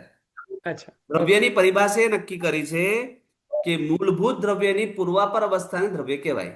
આટલું વિચારવાનું છે. પેલું દ્રવ્ય એવું નહીં. દ્રવ્ય તમે બાજુ બીજામાં જતા રહેશો. એ દ્રવ્યાર્થિક નહીં અપેક્ષા વાત નથી ચાલતી. દ્રવ્યની ડેફિનેશન કરી કે વસ્તુનું પૂર્વ પર્યાય, વસ્તુનો અપર પર્યાય, એને દ્રવ્ય કહેવાય. હવે હું તમને પ્રશ્ન પૂછું છું કે દુનિયામાં જેટલું પ્લાસ્ટિક છે એ બધું દ્રવ્ય કહેવાય કે ના કહેવાય? બોલો ને, કોઈક તો બોલો. કહેવાય. ના કહેવાય સાહેબ, ના કહેવાય. હવે હું તમને બરાબર સમજાવું છું. છે ને, પથ્થર 2 પ્રકારના હોય છે. એક પથ્થરની પ્રતિમા ઘડવાની છે અને એક પથ્થરને પગથિયું બનવાનું છે. બરાબર છે? તો જે પથ્થર આપણે લઈને આવ્યા ને, જેમાંથી પ્રતિમા બનાવવાની છે, એ જ્યારે સંકલ્પ કર્યો ત્યારે એ પથ્થરને પ્રતિમાનું દ્રવ્ય કહેવાશે. પણ દુનિયામાં જેટલા બધા પથ્થર છે બધા દ્રવ્ય નથી. એટલે જે વસ્તુ જે રૂપે થવા માટે તૈયાર થયું છે એ એનું દ્રવ્ય છે. સમજાય બધું કે નહીં સમજાય? જેમ ઉદાહરણ તરીકે લઈએ તો લાકડું એક લઈને આવ્યા પીસીસ. શેના માટે લઈને આવ્યા? તો કે આમાંથી જે છે મારે કઈ વસ્તુ બનાવી છે. એ લાકડું આપણે કલ્પ્યું કે આમાંથી આ વસ્તુ બનાવી છે, તો લાકડાનો એ બનવાવાળી વસ્તુનો પૂર્વ જે પર્યાય છે એ વસ્તુ છે, તો એ દ્રવ્ય કહેવાશે. પણ જે લાકડાને આપણે કલ્પના નથી કરી એ લાકડાને આપણે દ્રવ્ય તરીકે નહીં કહી શકીએ. આના માટેનું, ભાવ માટેનું. એટલું ક્લિયર કરજો. આ બીજા માટે વાત નથી ચાલી, ભાવ માટેની વાત કરું છું. જેમ તીર્થંકર પરમાત્મા છે, એ તીર્થંકર ભગવાન જ્યારે તીર્થંકર સ્વરૂપે હોય ત્યારે શું કહેવાય? ભાવ કહેવાય. બરાબર છે? હા કે ના તો બોલો. તમને નથી ખ્યાલ આવતો તો ક્લિયર કરવા માંગુ છું એટલા માટે. રાજેન્દ્રભાઈ? બરાબર. હવે બીજું, હજુ તમને બીજું ઉદાહરણ આપું કે કોઈ વ્યક્તિ દીક્ષા લેવા માટે તૈયાર થયો, એને શું કહીશું આપણે? મુમુક્ષુ. બરાબર છે વિરલભાઈ? બરાબર છે? બરાબર છે. હા. મુમુક્ષુ કહીશું ને. આમ તો બધા જ મુમુક્ષુઓ છે, પણ આપણે એક વ્યવહારથી આને મુમુક્ષુ કહીએ છીએ. તો મુમુક્ષુ ક્યારે કીધું તમે? કે એનું દીક્ષાનું મુહૂર્ત નીકળી ગયું છે ત્યારથી. ત્યારે એ જીવ જે છે દ્રવ્ય દીક્ષિત કહેવાશે. દીક્ષાર્થી પણ દ્રવ્ય દીક્ષિત કહેવાશે. બરાબર. અને એ વ્યક્તિ જ્યારે દીક્ષા જીવન પતી જાય અને મૃત્યુ પામે અને દેવલોકમાં જન્મ લે તો દ્રવ્યથી એ દીક્ષિત છે. એટલે વસ્તુની પૂર્વ અને વસ્તુની અપર અવસ્થા એ બંનેને દ્રવ્ય કહેવાશે. ઓકે. જેમ હજુ એકાદું ઉદાહરણ લઈએ એટલે તમને ખ્યાલ આવે કે દૂધ છે, દૂધ નહીં, દહીં, સોરી, દહીં લઈએ. દહીં છે એ ભાવ છે. બોલો ધીરેનભાઈ, ખ્યાલ આવે છે? દહીં છે ભાવ છે, બરાબર છે? દહીં શેમાંથી બને છે? દૂધ. દૂધમાંથી. તો દૂધ એનું દ્રવ્ય કહેવાશે. અને હવે દહીં બની ગયું, દહીં પછી તમે શું બનાવ્યું? તો છાશ. તો છાશ એનું દ્રવ્ય કહેવાશે. એટલે દહીંની પૂર્વ અને અપર અવસ્થાને દ્રવ્ય અવસ્થા કહેવાશે. બંને સાપેક્ષ છે. જે પણ તમે કલ્પશો એ પ્રમાણે. માની લો તમે દૂધને કલ્પ્યું ભાવ તરીકે, તો દૂધ શેમાંથી બનશે? આટલું બધું વિચારવું પડે છે. દૂધ શેમાંથી બને? ઘાસમાંથી બને ને? કે બીજા કોઈમાંથી બને? બરોબર છે. ગાય જે છે ઘાસ ખાય એમાંથી દૂધ બને. એટલે ઘાસમાંથી દૂધ બન્યું બોલાશે કે નહીં બોલાય? તો ઘાસ એનું દ્રવ્ય કહેવાશે અને દહીં એનું દ્રવ્ય કહેવાશે. પ્રેઝન્ટ શું લીધું આપણે? તો કે દૂધ. દૂધ. તો જે તમે પ્રેઝન્ટ લો છો, જેની વાત કરવા માંગો છો, એ ભાવ, એની પૂર્વાપર અવસ્થાને આપણે દ્રવ્ય કહીશું. ઓકે. હવે તમારી જ આપણે ઉદાહરણ લઈ લે. ચાલો ધીરેનભાઈ, તમે દ્રવ્યથી, નામથી, સ્થાપનાથી, ને ભાવથી શું? તો કે ધીરેન નામ બોલ્યા એ આપણે નામ થયું. રાઈટ હવે તમારો ફોટો જે છે એ સ્થાપના થઈ. રાઈટ હવે અત્યારે તમે જે બેઠા છો એની પહેલાની જે અવસ્થા, બાળપણની અવસ્થા, પણ તમે જ હતા. તમારું જ મટીરિયલ હતું. તમે એ રૂપે Right. અત્યારે પરિણામ પામી રહ્યા છો. એ અથવા તો દોરટ. તમારો પૂર્વભાવ પણ લઈ શકાય છે, હમ. બરાબર છે? અને પછીનો ભાવ પણ લઈ શકાય છે. કારણ કે પૂર્વ ભાવમાંથી તમે આ ભાવમાં આવ્યા છો, તમારી દ્રવ્ય અવસ્થા એ પણ થઈ. તો દ્રવ્ય અવસ્થા, પૂર્વાપર અવસ્થાને દ્રવ્ય એટલે જે વસ્તુ ફલોપદાયકતાને પ્રાપ્ત કરવા માટે તૈયાર થયું હોય એવી વસ્તુને દ્રવ્ય સ્વરૂપે કહેવાશે. કલ હજુ ઉદાહરણ આજે આપું કલ એકાદું કે આટલા સમજાઈ જવું છે? સમજાય. અનુભાઈ ના, સમજાય ગયું, બરાબર છે. બોલો, બાકીનાને ખબર પડી ગઈ છે કે જો એક ઉદાહરણ આપું? આંગળી ઊંચી કરો, સમજાઈ ગયું છે? હજુ અડધા તો આંગળી ઊંચી નહીં કરતા. શૈલેષભાઈ, થઈ ગયું.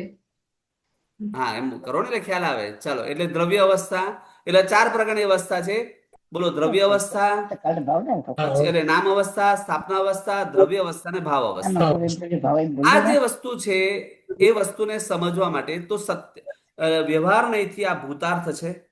કારણ કે વ્યવહાર નહીંથી તમે પેનના ચિત્રને પણ પેન કહેશો, પછી પેન સ્થાપના એટલે એનું લો મટીરિયલને પણ પેન કહેશો. આગળ વધીને પેન જે છે નામ છે એને પણ પેન કહેશો. અને પ્રેઝન્ટ અવસ્થા ભાવ એ આના રિલેટિવ છે, એટલે એને પણ તમે ભાવને પણ પેન કહેશો. પણ જે નામ, સ્થાપના અને દ્રવ્ય અને ભાવ 4 જે છે એ ભૂતાર્થ અપેક્ષા એ સત્ય છે. કારણ કે એ નિક્ષેપો લક્ષણ ભેદથી અનુભવ કરવા માટે, વસ્તુને જાણવા માટે ઉપયોગી છે. એ અપેક્ષા એ સત્યાર્થ છે. પરંતુ જો વાસ્તવિક રીતે વિચાર કરવા જઈએ તો જીવ સ્વભાવના અનુભવ પ્રમાણે વિચાર કરવા જઈએ તો 4 વસ્તુ અભૂતાર્થ છે. કારણ કે એ તો શું છે, આઈને ઉત્પન્ન થઈને જતી રહી. ચૈતન્ય સ્વરૂપ જે હોય તે જ ભૂતાર્થ છે ને.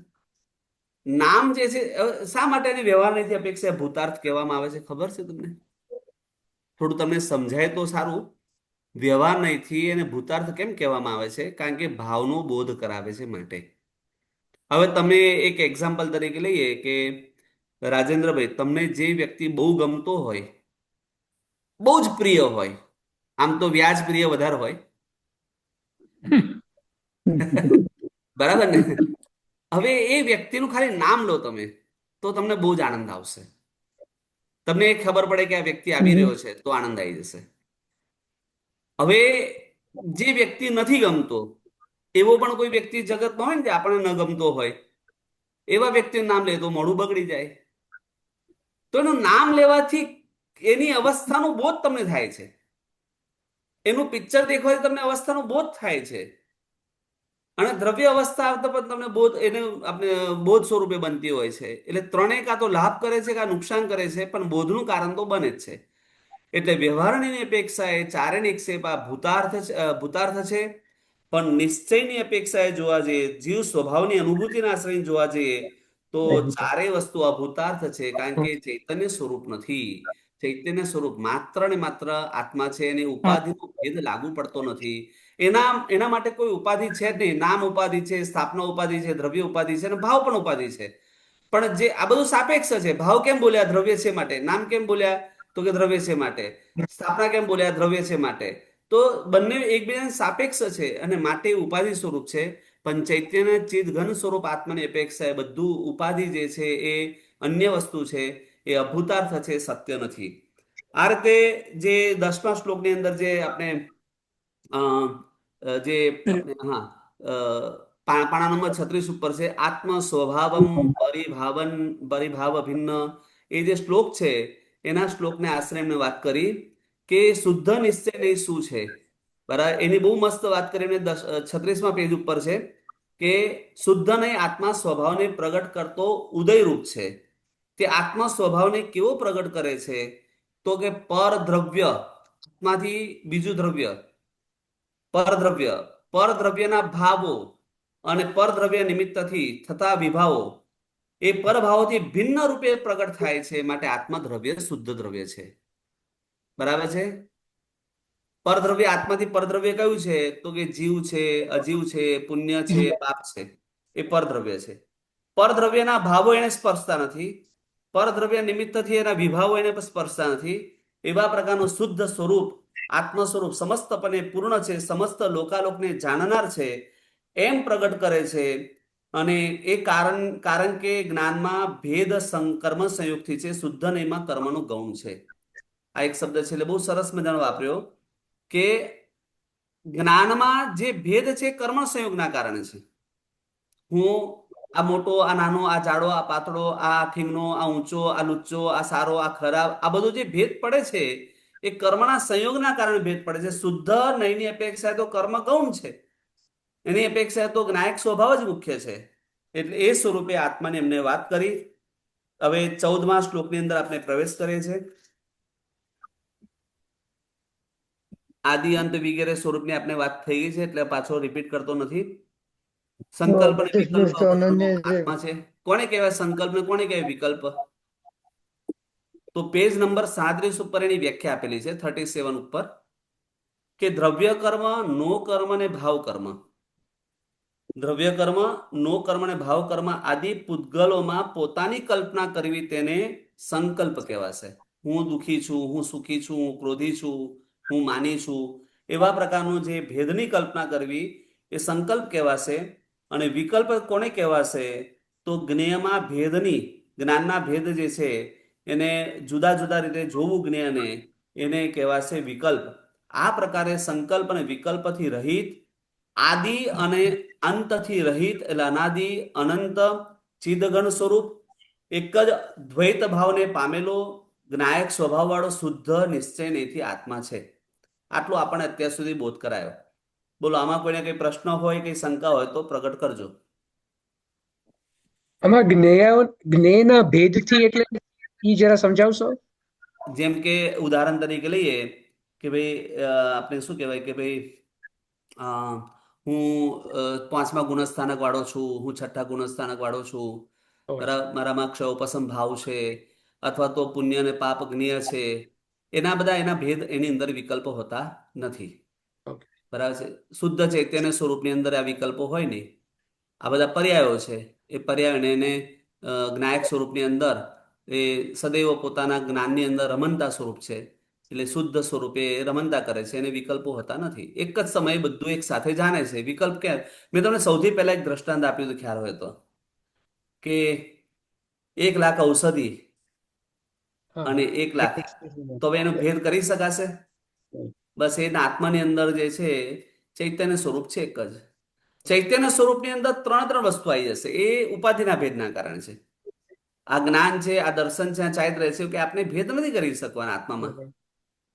કોઈ પણ વ્યક્તિ આજ સુધી આવો ભેદ કરી શકે સિદ્ધ આત્માની અંદર કે અત્યારે આ બધું એક જ સાથે હોય છે? એટલે જ્ઞાયક શુદ્ધ સ્વભાવ બોલે ને એટલે શુદ્ધતાથી ચારિત્ર આવી ગયું અને જ્ઞાયથી જ્ઞાન દર્શન આવી ગયું. અને જ્ઞાન દર્શન ચારિત્રમાં રમણ કરવા માટે જે શક્તિ જોઈએ છે એ અંતરાય કર્મના ક્ષયથી આવી ગઈ, એટલે કામ પૂરું થઈ ગયું એનું. એટલે સતત એને જે પાવર મળતો રહે છે જ્ઞાન ઉપયોગમાં સ્થિર રહેવામાં, દર્શન ઉપયોગમાં સ્થિર રહેવામાં, ચારિત્રમાં સ્થિર રહેવામાં, એ સ્થિરતાનું મૂળ કારણ વિરેન્દ્રાય કર્મનું ક્ષય છે. એવું મારું જે પરિશીલનથી, અભ્યાસથી અને ચર્ચાથી મારું માનવું છે. એટલે તમને કોઈ બીજો આનો જવાબ મળતો હોય તો શોધજો. મને આ જવાબ મળ્યો છે એ તમારી આગળ મૂક્યો છે. ફરીવાર જે જવાબ કહેશો, હાજી, ફરીવાર એ જવાબ કહેશો. જવાબ એ છે કે જ્યારે આત્માની અંદર જ્ઞાન, દર્શન, ચારિત્ર પ્રગટ થાય છે એ સ્વભાવગત જ છે, પણ સતત એને પાવર આપવાનું કામ કોણ કરે છે? તો કે વિર્યાંતર. વીર્યાંતરાય કર્મનો ક્ષય કરે છે. એ વીર્યાંતરાય કર્મનો ક્ષય થાય એટલે સતત એને શક્તિ મળ્યા કરે, એમાં એ સતત પાવર વાળો રહ્યા કરે. નહીં તો વીર્યાંતરાય કર્મના ક્ષયનું ત્યાં કોઈ પ્રયોજન નથી. બરાબર છે. પણ એ સતત એની અંદર ઉપયોગ વાળો રહેવા માટે એની શક્તિનો વપરાશ કરવા, એની શક્તિ એમાં ટકી રહે, એટલા માટે આત્માની શક્તિ ત્યાં જરૂરી છે. એટલે 3 કર્મનો ક્ષય સાથે થાય છે: જ્ઞાનાવરણીયનો, દર્શનાવરણ. દર્શનાવરણીયનો અને અંતરાય કર્મનો. એ તમને પહેલા બીજા દિવસે પ્રશ્ન પૂછ્યો હતો અને એમ નિષ્કર્ષ છે. આમાં રાજેન્દ્રભાઈ તમારો ફેસ અડધો દેખાય છે. પણ આમાં એક વિચાર કરો, આપણે થોડુંક આપણે તત્વની વિચારણા કરીએ કે જીવ જ્યારે ઉત્પન્ન થયો કોઈ પણ ગતિમાં, ચાહે મનુષ્ય હોય, દેવ હોય, નારક હોય, તિર્યંશ હોય, એકેન્દ્રિય, પંચેન્દ્રિય, જેમાં પણ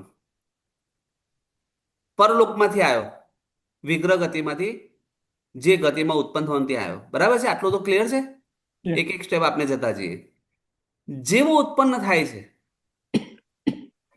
6 પર્યાપ્તિ એક સાથે શરૂ થાય છે: આહાર, શરીર, ઇન્દ્રિય, શ્વાસોશ્વાસ, ભાષા અને મન. 6 પર્યાપ્તિ એક સાથે શરૂ થાય છે. પૂરી પહેલા સમયમાં આહાર થઈ જાય છે, એક જ સમયમાં આહાર પર્યાપ્તિ પૂરી થઈ જાય છે. હવે તમે થોડુંક મગજથી વિચાર કરો, આહાર વર્ગના પૂતગલો ગ્રહણ કરવા, આહાર રૂપે પરિણમાવા, એમાંથી શરીર બનાવવું, આ પ્રોસેસમાં કોમન વસ્તુ કઈ છે?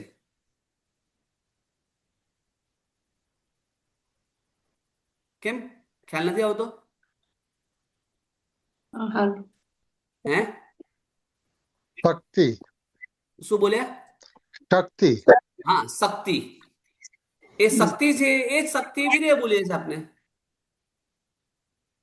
એટલે એ પૂતગલને ગ્રહણ કરવા પર આત્માની શક્તિ તો જોઈશે જ ને. વિધાઉટ શક્તિ એ પૂતગલ ગ્રહણ કેવી રીતે થશે?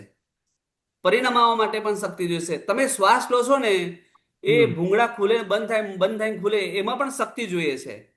આંખના પલકારામાં પણ શક્તિ જોઈએ છે. હૃદયની ધબકારામાં પણ શક્તિ જોઈએ છે. લોહીના પરિભ્રમણમાં શક્તિ જોઈએ છે. એ શક્તિ આપણે આપણી જાતે પેલું શું કહેવાય, એક્ટિવ નથી કરતા, એ એક્ટિવ થાય છે. એને અનભિસંધિજ વીર્ય કહેવાય છે. અનભિસંધિજ. અભિસંધિજ વીર્ય એટલે શું? કે મારી ઈચ્છાથી આ પેન ઉપાડી, અભિસંધિજ, ઈચ્છાથી કામ કરું તે. પણ હૃદયના ધબકારા વાગવા, એક મિનિટની અંદર લગભગ 400 કિલોમીટર આપણું લોહી દોડે છે શરીરમાં, 1 મિનિટમાં. રાજધાની ટ્રેન કરતા પણ જબરદસ્ત ફાસ્ટ. એટલું લોહીનું અંદર પરિભ્રમણ ચાલે છે. આ કોણ કરાવે છે? હૃદયના ધબકારા કોણ વગાડે છે? નાકની અંદર શ્વાસ કોણ લેવડાવે છે? પછી આંખના પલકારા કોણાથી થાય છે? એ બધું અનભિસંધિજ વીર્ય છે. એ આપણે ઉપયોગમાં નથી લાવતા, એની જાતે પડેલું જ છે આ. એટલે આવું સહજ શક્તિ દરેક કાર્ય માટે જીવને જોઈતી જ હોય છે. એટલે સિદ્ધ અવસ્થામાં પણ આની જરૂર પડે જ છે. એટલા માટે એ જ્ઞાનના ઉપયોગને, દર્શનના ઉપયોગમાં, ચારિત્રમાં સ્થિર રહેવા માટે એને વીર્યાંતરાય કર્મના ક્ષયની આવશ્યકતા છે. આવું મને સ્પષ્ટ લાગે છે. હજુ કહું છું ફરી વાર, મને આવું સ્પષ્ટ લાગે છે. પણ તમને કોઈ બીજો જવાબ મળે તો શોધજો. આ તમને ભલામણ છે. આપણે આગળ ચાલીએ.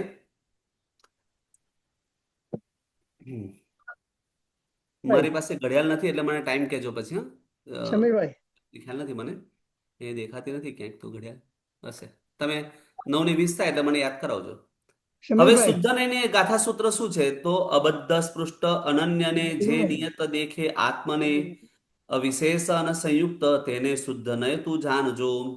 શુદ્ધ નયનું ગાથા સૂત્ર શું આપ્યું? કે જે નય આત્માને, શુદ્ધ નય કોને કહેવાય? અત્યાર સુધી શુદ્ધ નયની વાત કરી ને, હવે શુદ્ધ નય કોને કહેવાય? ડેફિનેશન શાસ્ત્રકાર હવે આપે છે કે શુદ્ધ નય કહેવાય કોને? જે નય આત્માને બંધ રહિત ને પર સ્પર્શ રહિત માને, અન્યપણા રહિત, ચડાચડ રહિત, વિશેષ રહિત, અન્યના સંયોગ રહિત, એવા 5 ભાવ રૂપ દેખે છે એનાથી રહિત દેખે છે એને શુદ્ધ નહીં જાણવું.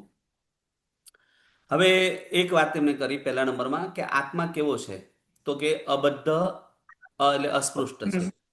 એક. અનન્ય છે, બે. ત્રણ, નિયત છે. ચાર, અવિશેષ છે.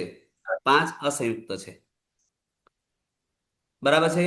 પાંચથી જે આત્મા એ પાંચથી રહિત છે, એનાથી રહિત જે અનુભૂતિ છે, રહિત એટલે અનુભૂતિ જો પૂતગલમાં પણ આવું લગાડી શકો તો કે એમાં ચૈતન્ય અને અનુભૂતિ નથી. બરાબર છે. એટલે ચૈતન્ય સ્વરૂપ આત્મા માટે જ આ વિશેષણો છે. પહેલા નંબરમાં એમને કીધું અબદ્ધ, અસ્પૃષ્ટ, અનન્ય, નિયત અને અવિશેષ સંયુક્ત એ સ્વરૂપે આત્મા અસંયુક્ત છે. એને અસંયુક્ત શુદ્ધ નહીં તરીકે આ શુદ્ધ નહીંની વ્યાખ્યા કરી. આ શુદ્ધ નહીંને બરાબર મગજમાં બેસાડી દેજો. એક એક જણ બોલતા જાઓ. ચલો શ્રેયાબેન પહેલું શું બોલ્યો, તો કે આત્મા કોનાથી રહિત છે, તો કે અબદ્ધ, અસ્પૃષ્ટ. બીજા અને નંબરમાં વિરાગભાઈ અનન્ય. અને અને નંબરની અંદર નિયત નિયત રહિત, ચળાચળ રહિત, ચંચલતા રહિત. ચોથા નંબરમાં વિશેષ રહિત. અવિશેષ અને પાંચમા અવિશેષ નંબરમાં અન્યના સંયોગ રહિત, અન્ય સંયોગ રહિત. આવા પ્રકારના પાંચ અવસ્થાથી જે ભિન્ન છે, ચૈતન્ય સ્વરૂપ છે, એ આત્માને શુદ્ધ નહીંથી નિશ્ચય એટલે શુદ્ધ નહીંની એ વ્યાખ્યા કરી. હવે એક એક વસ્તુને આપણે સમજવી છે કે ભાઈ અ, કઈ રીતે આ શુદ્ધ છે, તો કે જેમ કમલ, પાણી, કમલ અને પાણી, આનું દ્રષ્ટાંત ઘણા બધા સ્તવનોમાં આવતું હોય છે. ત્યારે આપણને ખ્યાલ આવે કે કઈ રીતે કહેવા માંગે છે. કમલ, હવે પાણીની અંદર કમલ ઉત્પન્ન થાય. જલ કમલવત નિસ્પૃહ નિર્લેપ આવો શબ્દ આપણે સાંભળતા હોઈએ છીએ ને. પ્રભુ જલ કમલ જેમ નિર્લેપ છે, બોલીએ છે કે નથી બોલતા? તો જલ અને કમલ, પાણી જે છે એમાં કમલ ઉત્પન્ન થાય છે. અને પાણી, હવે જો વ્યવહારથી શું છે એ જોવાનું છે અને નિશ્ચયથી શું છે એ જોવાનું છે. અત્યારે વ્યવહારથી આપણે જોઈ રહ્યા છે. પાણી અને કમલ જે છે સંયોગ દેખાય છે. જે સંયોગ દેખાય છે કે નથી એટલું કહી દો પહેલા. પાણી અને કમલનો સંયોગ છે કે નથી? છે. છે. તો જે સંયોગ દેખાય છે ભૂતાર્થ અને એની અપેક્ષાએ સત્ય છે, એટલે વ્યવહારની અપેક્ષાએ સત્ય છે. પાણીને નહીં સ્પર્શવા યોગ્ય, બરાબર છે, એ જે કમલ છે એને સામે રાખીને આપણે જોઈએ તો કમલ કેટલું નિર્લેપ છે, પવિત્ર છે એકદમ. પાણીનો સંયોગ છે પણ ખરી પડે છે, પાણીમાં રહેતું નથી. કમલ ઉપર કોઈ દિવસ પાણી ટકે નહીં. કમલ ઉપર પાણી અને કમલનો ભેદ હોય છે. કમલ અને પાણી જે દેખાય છે એ પ્રકારનો ભૂતાર્થ છે, વ્યવહાર નહીં છે. પણ કમલથી પાણી, પાણીથી કમલ ભિન્ન છે એ પ્રકારનો ભૂતાર્થ સત્યાર્થ નહીં છે. એના આપણે બધા જ હવે કમલ અને પાણીની સાથે કઈ રીતે છે એ સમજવું પડશે. બોલો, આપણે કર્મના ઉદયથી યુક્ત છે કે નથી? છે. એટલે વ્યવહારની અપેક્ષાએ આપણે જલ કમલવત ભૂતાર્થ છીએ. બરાબર છે રાજેન્દ્રભાઈ? બરાબર છે. પણ નિશ્ચયની અપેક્ષાએ આ કમળનો પાણી સાથે સંયોગ કોઈ દિવસ જોયો તમે? તમે ક્યારે નહીં જોયો હોય. હંમેશા કમળ જે છે પાણીમાં થાય છે, પાણીને સ્પર્શતું નથી. એમ જે કર્મ છે એ પૂતગલ છે ને પૂતગલની અસર શરીર ઉપર હોય છે, આત્માને એની કોઈ અસર હોતી નથી. આત્મા તો નિર્લેપ છે. આપણને જે દુઃખ થાય છે અસાધ્ય વેદને કર્મના કારણે થાય છે. પણ મતલબ અત્યારે જે ભેદ છે કે કમલ અને પાણીની જેમ એ આત્મા અને જે કર્મ છે એ ભૂતાર્થની અપેક્ષાએ સત્ય છે. હું સુખી છું, હું દુઃખી છું, મને આ મળ્યું, મને પેલું મળ્યું, એ અપેક્ષાએ ભૂતાર્થની અપેક્ષાએ સત્ય, વ્યવહારની અપેક્ષાએ સત્ય છે. પણ નિશ્ચયની અપેક્ષાએ જલ અને કમલ જેમ ભિન્ન છે એમ આત્મા અને કર્મ પણ ભિન્ન છે. આ પહેલા નંબરમાં કીધું. બીજા નંબરની અંદર એમને વાત કરી.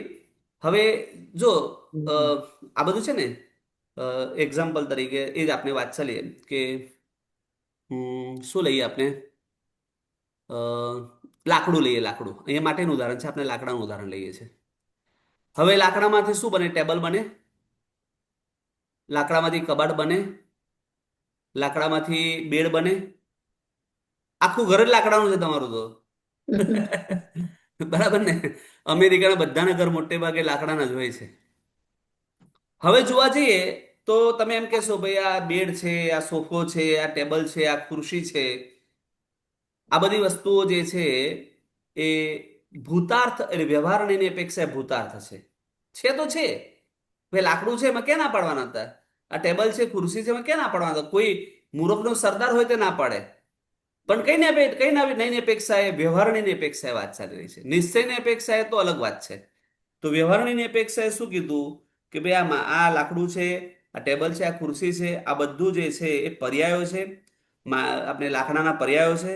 અને પણ મૂળભૂત સ્વરૂપે તમે દરેકની પાસે જઈને જુઓ તો તમને એક જ વસ્તુ દેખાશે. શું દેખાશે? લાકડું. લાકડું. બીજું કઈ છે એમાં? લાકડું જ છે ને. કોઈ પણ વસ્તુમાં તમે કોમન દ્રવ્ય કયું જોશો? લાકડું. લાકડું જ જોશો. ઉપાધિના કારણે એને તમે આકાર આપ્યો એટલે નામ પાડ્યું. તો વ્યવહારની અપેક્ષા અલગ અલગ છે. એ ભૂતાર્થ છે, અમારે કોઈ ના નથી. પણ નિશ્ચયની અપેક્ષાએ હવે અહીંયા કઈ રીતે ઘટાડવાનું?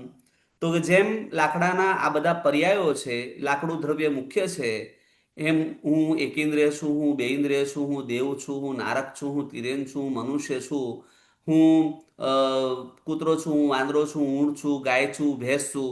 આ બધું શું કહેવાશે? જીવ પર્યાય. દ્રવ્યના પર્યાયો પર્યાય. કહેવાશે. હવે જીવ દ્રવ્યના પર્યાયો છે આ બધા. તો મૂળ દ્રવ્ય કયું છે? તો જેની સમીપ મૂળ તરફ તમે જશો તો તમને એક જ વસ્તુ દેખાશે. એ વસ્તુ શું છે? તો કે જીવ દ્રવ્ય. હવે આને થોડુંક આપણે બીજી રીતે સમજીએ. તમે રસ્તામાંથી પસાર થતા હો, એઝ એક કલ્પના કરવાની છે, કારણ કે તમે ચાલતા હોતા નથી. પણ માની લો કે ચાલતા હો અને ખૂબ તાપ લાગ્યો, વચ્ચે ક્યાંય છાંયડો આવ્યો નહીં અને કોઈ વૃક્ષ તમને દૂરથી દેખાયું, તો તમે દોડતા દોડતા એ વૃક્ષ નીચે જઈને ઊભા રહી ગયા. હવે તમે આ કયા વૃક્ષ નીચે ઊભા છો એ મતલબ ખરો કે તમારા છાયા સાથે મતલબ? છાયા. છાયા સાથે. તો તે વખત તમે એવું મન લીમડો હોય ને તો ઉભો રહો, પીપળો હોય તો ઉભો રહો, આંબાનું ઝાડ હોય તો ઉભો રહો. આવો ભેદ નથી કરતા. તમારે ત્યાં ત્યાં શું છે? તો કે એક જ વસ્તુ, મને છાયો જોઈએ છે. તો એ જ રીતે અહીંયા આગળ જે પર્યાયો છે એ શુદ્ધ નહીંની અપેક્ષાએ તમે જશો, કોઈ પણ વસ્તુ જોશો તો લાકડું જ છે. અગ્નિ માટે કોઈ સોફો નથી ને કશું નથી, એ તો બાળવા બેઠો તો લાકડાને જ બાળી રહ્યો છે. તો શુદ્ધ નિશ્ચયની અપેક્ષાએ, શુદ્ધની અપેક્ષાએ એના આત્માની સમીપમાં જઈને જોશો તો પર્યાય જેવું આત્માને કોઈ છે નહીં. આત્માને મૂળભૂત જે છે એ ચૈતન્ય સ્વરૂપ જ છે. એટલે ચૈતન્ય આકાર આત્માને અનુભવ કરતા અન્યપણું એનામાં અભૂતાર્થ છે. એટલે આપણે શુદ્ધ નિશ્ચયની અપેક્ષા શું છે? તો આત્મા જ છે, બીજું કઈ નથી. આ એક. અને પર્યાયની અપેક્ષા આપણે વિચારવો હોય, કારણ કે વ્યવહારની પણ પર્યાય તો માનવાનું જ છે. એટલે એ નહીંની અપેક્ષા હું કોણ છું? તો કે મનુષ્ય છું કે દેવ છું કે નારક છું, જે પણ છે તે. ત્રીજા નંબરમાં જઈએ. એક એક વાત એમને જે ખોલી છે એ વસ્તુને આપણે કરીએ છીએ. પહેલા અબુદ્ધ સ્પૃષ્ટ લીધું, પછી અનન્ય લીધું, બરાબર છે. હવે ત્રીજા નંબરમાં કે સમુદ્ર, એમાં તમારે તો નજીક જ સમુદ્ર છે એટલે મારું ઉદાહરણ પણ આપવાની જરૂર નથી. સમુદ્ર પાસે જાઓ તમને શું જોવા મળે ધીરેનભાઈ? પાણી. હે? પાણી, પાણી તો બરાબર છે. એકલું પાણી જોવા મળે છે કે એમ વેવ્સ જોવા મળે છે? waves, વેવ્સ જોવા મળે છે. મોટે ભાગે સમુદ્રમાં, શાંત સમુદ્ર તો કોણ જોવા જવાનું સાહેબ? તો કુદમ કુદી કરે તો જ જોવા જાય ને કોઈ. વેવ્સને, શાંત પડેલા સમુદ્રને કોઈ જોવા નથી જતું. જે વેવ્સ વાળા હોય એમ ઊંચા નીચે આવીથી થયા કરે, કિરણના તરંગો, એ દેખવાની મજા લેવા જવાનું હોય છે. હવે એ સમુદ્ર જે છે એ વૃદ્ધિ હાનિ થાય છે કે નથી થતી? હમ. સમુદ્રમાં પાણી જ્યારે ઉછળે ને, તમે તો બધું હેરિકેન ને બધું જોયું હશે. પાણી ઉછળે તો કેટલા ફૂટ ઊંચું ઉછળે? 20, 30, 40 ફૂટ ઊંચું ઉછળે. અને ઘણીવાર તો ઓરડામાં પાણી આવી જાય છે કે નથી આવી જતું? હવે એ જે આવી ચીજ છે, એના તરંગો છે, આમ ઉછળતા હોય છે, વેવ્સ ચાલ્યા જ કરતો હોય છે. તો બોલો, સમુદ્રની અંદર જે વેવ્સ આવે છે એ હાનિ વૃદ્ધિ થયા કરે છે, એ સત્ય છે કે અસત્ય છે? સત્ય. સત્ય, હા કે ના? તો બોલો. વ્યવહાર નહીં તે સત્ય છે. એના સમુદ્ર, એના શું છે? સમુદ્ર મૂળભૂત રીતે હાનિ વૃદ્ધિ વાળો છે કે નહીં, પેલા એ વિચારવાનું. જો તમે સમુદ્રની અંદર સફર કરી હોય અને જેમ જેમ સમુદ્રના મધ્ય ભાગમાં જાઓ ત્યાં એકદમ શાંત થયેલો સમુદ્ર હોય, એમાં આવીચી હોતી નથી, એમાં તરંગો હોતા નથી, એમાં વેવ્સ હોતા નથી. રાજેન્દ્રભાઈ, હું તો ગયો નથી, તમને ખબર હોત કહેજો હં? હોય છે, બરાબર છે, સ્થિર હોય છે ને સમુદ્ર હોય છે. વચ્ચેના ભાગનો, બરાબર છે. હવે એ જ રીતે અહીંયા આગળ આત્મામાં વૃદ્ધિ હાનિ જે થાય છે કે નથી થતી? નાનો થાય, મોટો થાય, આ બધી વૃદ્ધિ હાનિ થયા કરે છે ને. એ વૃદ્ધિ હાનિ જે છે એનું અનિયતપણું છે, એ સત્ય છે કે અસત્ય છે? તો કે ભૂતાર્થ ને વ્યવહારની અપેક્ષાએ ભૂતાર્થ છે. પણ આત્મા સ્વભાવની સમીપમાં જાઓ, એકદમ સમુદ્રની મધ્ય ભાગમાં જઈને સમુદ્રને બરાબર નિરીક્ષણ કરો, તો આત્મા એટલે સમુદ્ર એકદમ સ્થિર છે, એમ આત્મા પણ એકદમ સ્થિર છે. ચંચલ નથી, ચળાચલ નથી, પણ સ્થિર છે. આ ત્રીજા નંબરમાં કીધું. ચોથા નંબરમાં કહે છે હવે કે આગળ વધ્યું, એમને કીધું કે ભાઈ અન્યના વિશેષણ રહિત ને અન્યના સંયોગ રહિત, એ બે વાત છે. હવે પાણી એને ગેસ ઉપર મૂકવામાં આવે એટલે પાણી કેવું થઈ ગયું? ગરમ. ગરમ થઈ ગયું. હવે ગરમ પાણી થયું, તો એ ગરમ પાણી વ્યવહારની અપેક્ષાએ સત્ય છે કે અસત્ય છે? સત્ય છે. જો તમે નિશ્ચયની અપેક્ષાએ પાણીને સ્વભાવ માનીને પીવા જાઓ તો મોઢું દાઝી જાય કે ના દાઝી જાય? બરાબર. પાણીની સાથે અગ્નિનો સંયોગ થયો એટલે જે પાણી છે એનામાં એક ઉપાધિ સ્વરૂપે ગુણધર્મ ઉત્પન્ન થયો, અને એ ગુણધર્મ છે ઉષ્ણતાનો. બરાબર છે. હવે એ અપેક્ષાએ એ સત્ય છે. અને એકાંત શીતળતાની અપેક્ષાએ વિચાર કરે, પાણીનો સ્વભાવ શીતળ છે, એ અપેક્ષાએ વિચાર કરવા જઈએ તો પાણી જે છે એ એકદમ ઉષ્ણતા રહિત, નિર્મલ, શાંત, શીતળ છે એવો તમને અનુભવ થશે. એમ આત્મા જે છે એનો કર્મ જેનું નિમિત્ત છે એવો મોહ. આપણે કોઈ પણ વસ્તુમાં મોહ તરફ થાય છે કે નથી થતો? થઈ જાય છે. તો એ જે મોહ થાય છે, આ મારો પુત્ર, આ મારું ઘર, આ મારી પત્ની, આ મારું, એ જે મોહ થાય છે, એ મોહ જે સંયુક્ત, એનાથી આત્મા જે છે એ ઉષ્ણતાની અનુભૂતિ કરે છે, સંયુક્તપણાની અનુભૂતિ કરે છે. એ વ્યવહારની અપેક્ષા એ ભૂતાર્થ છે. પણ આત્માના મૂળભૂત સ્વભાવને આશ્રય જોવા જાઓ તો જ્ઞાન સ્વરૂપ આત્મા છે એ કોઈ પણ પ્રકારના ભાવ કર્મથી મોહિત થતો નથી, એ શુદ્ધ સ્વરૂપે રહે છે. તો આ શુદ્ધ નયની જે 5 વ્યાખ્યા કરી, એક એક જણે એક એક નય બોલવાના છે, એટલે એક એક ભેદ બોલવાનો છે. પહેલું, કેવો છે આત્મા? તો કે અબદ્ધ, બરાબર છે, કર્મથી બંધાતો નથી. બીજા નંબરમાં અનન્ય. બોલો, તમારી ઈચ્છા હોય તો. અનન્ય. અનન્ય છે. ત્રીજા નંબરની અંદર નિયત. નિયતમ. હા, નિયત. નિયતમ. નિયત છે. એટલે આપણે શું કહેવાય, ચલાચલતા રહિત છે. પછી વિશેષ રહિત, આ નારક, આ મનુષ્ય, આ દેવ, એવા પ્રકારનું કોઈ વિશેષ એમાં છે નહીં. અને અન્યના સંયોગ રહિત છે. પાણીમાં જેમ અગ્નિનો સંયોગ છે એમ આત્માને કોઈનો સંયોગ નથી, ખાલી જ્ઞાયક સ્વભાવ જ છે. એ અપેક્ષે આત્મા જે છે આવા પ્રકારનો છે. એટલે જગતની અંદર એના જે શબ્દો વાપર્યા કળશના 42મી ગાથા 42મા પેજ ઉપર છે કે જગતના જીવો સમ્યક સ્વભાવનો અનુભવ કરો કે બધાથી ભાવો સ્પષ્ટપણે સ્વભાવના ઉપર તરે છે. શબ્દ એમ લખ્યો કે જેમ પાણી ઉપર નીલ તરે પણ નીલ રૂપ નથી બનતું, પાણી ઉપર તેલ તરે પણ તેલ પાણી રૂપે નથી બનતું, એ બંને જેમ ભેદ રહે છે, એ તરે છે પણ પોતાનામાં પ્રતિષ્ઠા પામતો નથી, એ પોતાના રૂપે નથી કરી દેતો.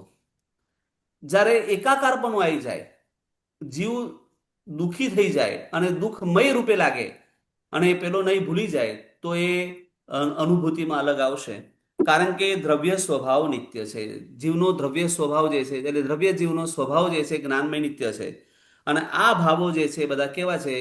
આ ચારે જેટલા બતાવે બધા ભાવો, પાણી, ગરમ કે અન્ય સંયોગવાળું કે પછી ગતિ, પર્યાયો, કર્મણુદય, એ બધું નિયત છે કે અનિયત છે? તો કે બધું અનિયત છે. અત્યારે મનુષ્ય ભાવની આપણે અનુભૂતિ કરી રહ્યા છે, એ ધીરેનભાઈ નિયત રહેવાનું કે અનિયત રહેવાનું? અનિયત. અનિયત. કારણ કે મનુષ્ય ભાવ પતી જશે તો કોઈક તો ભાવમાં જવું પડશે. નહીં. બરાબર છે. આ તો બધું સ્ટોપ બાય થવા માટે આવ્યા છે, આપણે થોડું અહીંયા કાયમ માટે રહેવા આવ્યા છે. જે કઈ છે બધું સ્ટોપ બાય જ છે.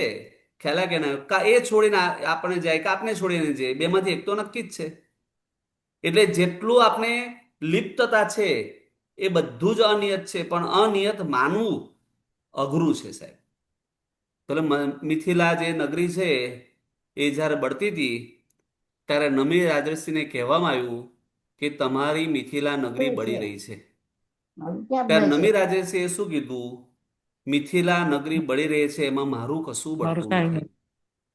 આ જો શુદ્ધ નયની માન્યતા એ ચરિતાર્થ થઈ હોય તો જીવ જે છે એની અંદર સંભાવ દશા ટકવાના ચાન્સ વધી જાય છે. અને જો જીવ આ સંભાવ દશાને, આ શુદ્ધ નયને, શુદ્ધ નિશ્ચયને અપેક્ષાએ સમ્યક્ત્વને કે આત્માને ન માને તો એનાની અંદર, એ આત્માની અંદર દુઃખી થવાના અને આર્તધ્યાન થવાના સંયોગ એટલા જ વધી જાય છે. આપણે તો કે ને ભાઈ, કઈ નાની વસ્તુ પણ બળી જાય, જતી રહે તો દુઃખ થાય, બરાબર છે. આખી નગરી મિથિલા બળી રહી હોય અને છતાં નમી રાજર્ષિને તલ જેટલો પણ ફરક ન પડતો હોય તો આત્માનું શુદ્ધ સ્વરૂપ કેવી રીતે એને માન્યું હશે? એ પ્રત્યેક બુદ્ધના જીવ હતા. પ્રત્યેક બુદ્ધ, ત્રણ પ્રકારના બુદ્ધ આવે છે. એક પ્રત્યેક બુદ્ધ આવે, એક બુદ્ધ બોધિત આવે ને સ્વયં બુદ્ધ આવે. આપણે બધા બુદ્ધ બોધિત કહેવાઈએ.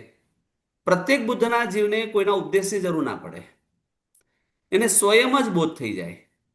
આ મિથિલા નગરીના જે રાજા હતા એની 500 પત્નીઓ હતી. આ તો થોડી વાત નીકળી એટલે કરું છું તમને. અને એને માથું દુખ્યું એકવાર, તો બધી પત્નીઓ છે ને ચંદન ઘસવા માંડી. તો બધી પત્નીના હાથની અંદર સૌભાગ્ય સ્વરૂપે બંગડી હતી. એકબીજાના થાય એટલે અવાજ આવે. એટલે રાજા કહે છે મને બહુ જ ત્રાસ થાય છે આ અવાજથી, અવાજ બંધ કરાવો. અને તે સમયે રાણીને કહેવામાં આવ્યું કે ભાઈ રાજાને તકલીફ થાય છે તો અવાજ બંધ કરો. એટલે એક એક બંગડી રાખી, બાકીની બંગડી કાઢી નાખી. અવાજ બંધ થઈ ગયો. તે રાજાએ પૂછ્યું કેમ અવાજ નથી આવતો? કે બધી બંગડીઓ પહેરી હતી એટલે અથડાતી એટલે અવાજ આવતો હતો, હવે એક જ પહેરી છે એટલે અવાજ નથી આવતો. આનાથી એમને બોધ થઈ ગયો. અને બોધ થયો અને એમને સંયમ જીવન અંગીકાર કર્યું. આ જીવની સામે ઇન્દ્ર મહારાજાએ ખૂબ પરીક્ષા કરી. ઉત્તરાધ્યયન સૂત્રમાં આવે છે કે એની કઈ કઈ રીતે પરીક્ષા કરવામાં આવી, પણ બધી પરીક્ષામાં એ પાસ થયા અને છેવટે એમને સંયમ જીવન સ્વીકારીને આત્માનું કલ્યાણ કર્યું. તો જ્યારે શુદ્ધ નિશ્ચયની અપેક્ષા આત્માનો આવો સ્વીકાર કરીએ છીએ ત્યારે આવતી ઉપાધિને વેઠવાની પણ એક ક્ષમતા પ્રાપ્ત થાય છે. આ બધું શ્રુતજ્ઞાનના માધ્યમથી આપણે અત્યારે શુદ્ધ નિશ્ચયને માની રહ્યા છે. શુદ્ધ નિશ્ચયની અનુભૂતિ તો જ્યારે કેવલ જ્ઞાન થઈને સિદ્ધ અવસ્થામાં જઈશું ત્યારે થશે. તે વખતે આવું કોઈ ઉપદેશની જરૂર નહીં પડે. જેટલા નયો છે બધા છદ્મસ્તને છે, જેટલા પર્યાયો છે, જેટલી વાતો છે બધી છદ્મસ્તોનો છે. આપણે બધા છદ્મસ્ત જેવો છે એને નયનો ઉપયોગ કરવાનો છે, બરાબર છે. અને જ્યારે સિદ્ધ અવસ્થા પ્રાપ્ત થશે ત્યારે આની ક્યાં કશી જરૂર પડવાની છે? એ તો હવે આધારની જરૂર કોને હોય? છદ્મસ્તને હોય. જે સિદ્ધ બુદ્ધ નિરંજન નિરાકાર થયેલા એને આધારની જરૂર નથી. એને દ્રવ્યાર્થિક ને પર્યાર્થિક નામ ને સ્થાપના એને શું લેવા દેવા? આ બધી ઘટના ઉપાધિઓ તો આપણા જેવા છદ્મસ્ત જીવન આશ્રયની છે. એટલે આપણે જ્યારે કર્મના ઉદયમાં વર્તી રહ્યા છે ત્યારે નો ડાઉટ વ્યવહારની અપેક્ષા એ ભૂતાર્થ છે, પણ આત્માની શુદ્ધ દશાની અપેક્ષા એટલે અભૂતાર્થ છે. એવી માન્યતા આપણે સ્પષ્ટ કરવી પડે. એ સ્વરૂપે આ શુદ્ધનયનું સ્વરૂપ કીધું. 14મી ગાથા આપણે પૂરી કરી. 15મી ગાથા આપણે બાકી રાખીએ છીએ. 5-7 મિનિટ છે. થોડુંક આપણે આજે છેલ્લો દિવસ છે, 5 દિવસથી આપણે સમય સારનો સ્વાધ્યાય કરી રહ્યા છે. મારા ગુરુજીનો અને મારા પંડિતજીનો ખૂબ ઉપકાર છે કે જેમને મને આ જ્ઞાન માર્ગમાં લાવ્યા છે. ઘણા લોકોને પ્રશ્ન થતો હોય છે કે હું આ લાઈનમાં કઈ રીતે આવી ગયો. અને નેચરલ વસ્તુ છે કે બધા MBA કરતા હોય, કોઈ CPA થતું હોય, કોઈ ડૉક્ટર થતું હોય, એન્જિનિયર થતું હોય, કોઈને આ લાઈનમાં આવવાનું મન થાય એ બહુ પોસિબલ નથી. શક્યતા ઓછી છે, કારણ કે આમાં ઘણું બધું સેક્રિફાઈસ કરવું પડતું હોય છે, બલિદાન આપવું પડતું હોય છે. ત્યારે આ લાઈનની અંદર આવવાનું મન થાય. પંડિતજીનો, મારા પિતાજીનો ઉપકાર છે જેમને મને આ લાઈન ઉપર મૂક્યો. અને પંડિતજી અમુલકભાઈ સાહેબ કચ્છના હતા, એમનો અનન્ય ઉપકાર છે કે જેમના કારણે મને જ્ઞાનની પ્રાપ્તિ થઈ. આ સમયસાર ગ્રંથ જે છે એની સ્પર્શના, એની અનુભૂતિ કરવાનું જે સૌભાગ્ય મને પ્રાપ્ત થયું તમારા માધ્યમથી, કે આ ગ્રંથ કેટલો સરસ મજાનો છે. આત્માની અંદર રહેલી દ્રષ્ટિનો બોધ કરાવે ને એ જ ગ્રંથનું કાર્ય છે. આપણે સાચા માર્ગ ઉપર જઈએ અને આત્માનું જે સૌભાગ્ય છે જ્ઞાન, એને પ્રાપ્ત કરે એ જ આપણું લક્ષ્ય છે. અને 5 દિવસ તમે મને જે તક આપી છે એ ખરેખર ઉત્તમ છે. આવા ગ્રંથ આપણે વારંવાર મનન ચિંતન અનુમન પેલું પરિશીલન કરતા રહીએ, વાગોળતા રહીએ, જેથી મજા આવે એવો ગ્રંથ છે. એટલે અ, 4 વર્ષ, 1 વર્ષ હું મહેસાણા રહ્યો, 3 વર્ષ હું તપોનમાં રહ્યો, મુલકભાઈ સાહેબ પાસે ભણ્યો, અને બહાર પછી ઘણા બધા મહાત્મા પાસે પણ અભ્યાસ કર્યો. યોગના ગ્રંથો, પછી કર્મગ્રંથ, તત્વાર્થ, બૃહદ સંગ્રહણી, એવા અનેક પ્રકારના ધર્મબિંદુ, ષોડશક, અષ્ટક પ્રકરણ, આ બધા ઘણા ગ્રંથોનો અભ્યાસ કર્યો છે. અને વર્તમાનમાં સાધુ સાધ્વી ભગવંતને અમદાવાદમાં ભણાવું છું. અને અહીંયા છેલ્લા 18 વર્ષથી આવું છું. આ મારી 25મી ટ્રીપ છે, 25મી ટ્રીપ છે. એટલે ઓર્લાન્ડો સંઘની અંદર બીજી વાર આવું છું. એક વાર બહુ વખત પહેલા આવ્યો હતો. મોટે ભાગે મારું જે વધારે પડતો ભાગ છે એ ન્યૂ જર્સી, ન્યુયોર્ક, એમાં જ લગભગ 1.25 મહિનો થઈ જાય છે. 1.5 મહિના માટે આવું છું.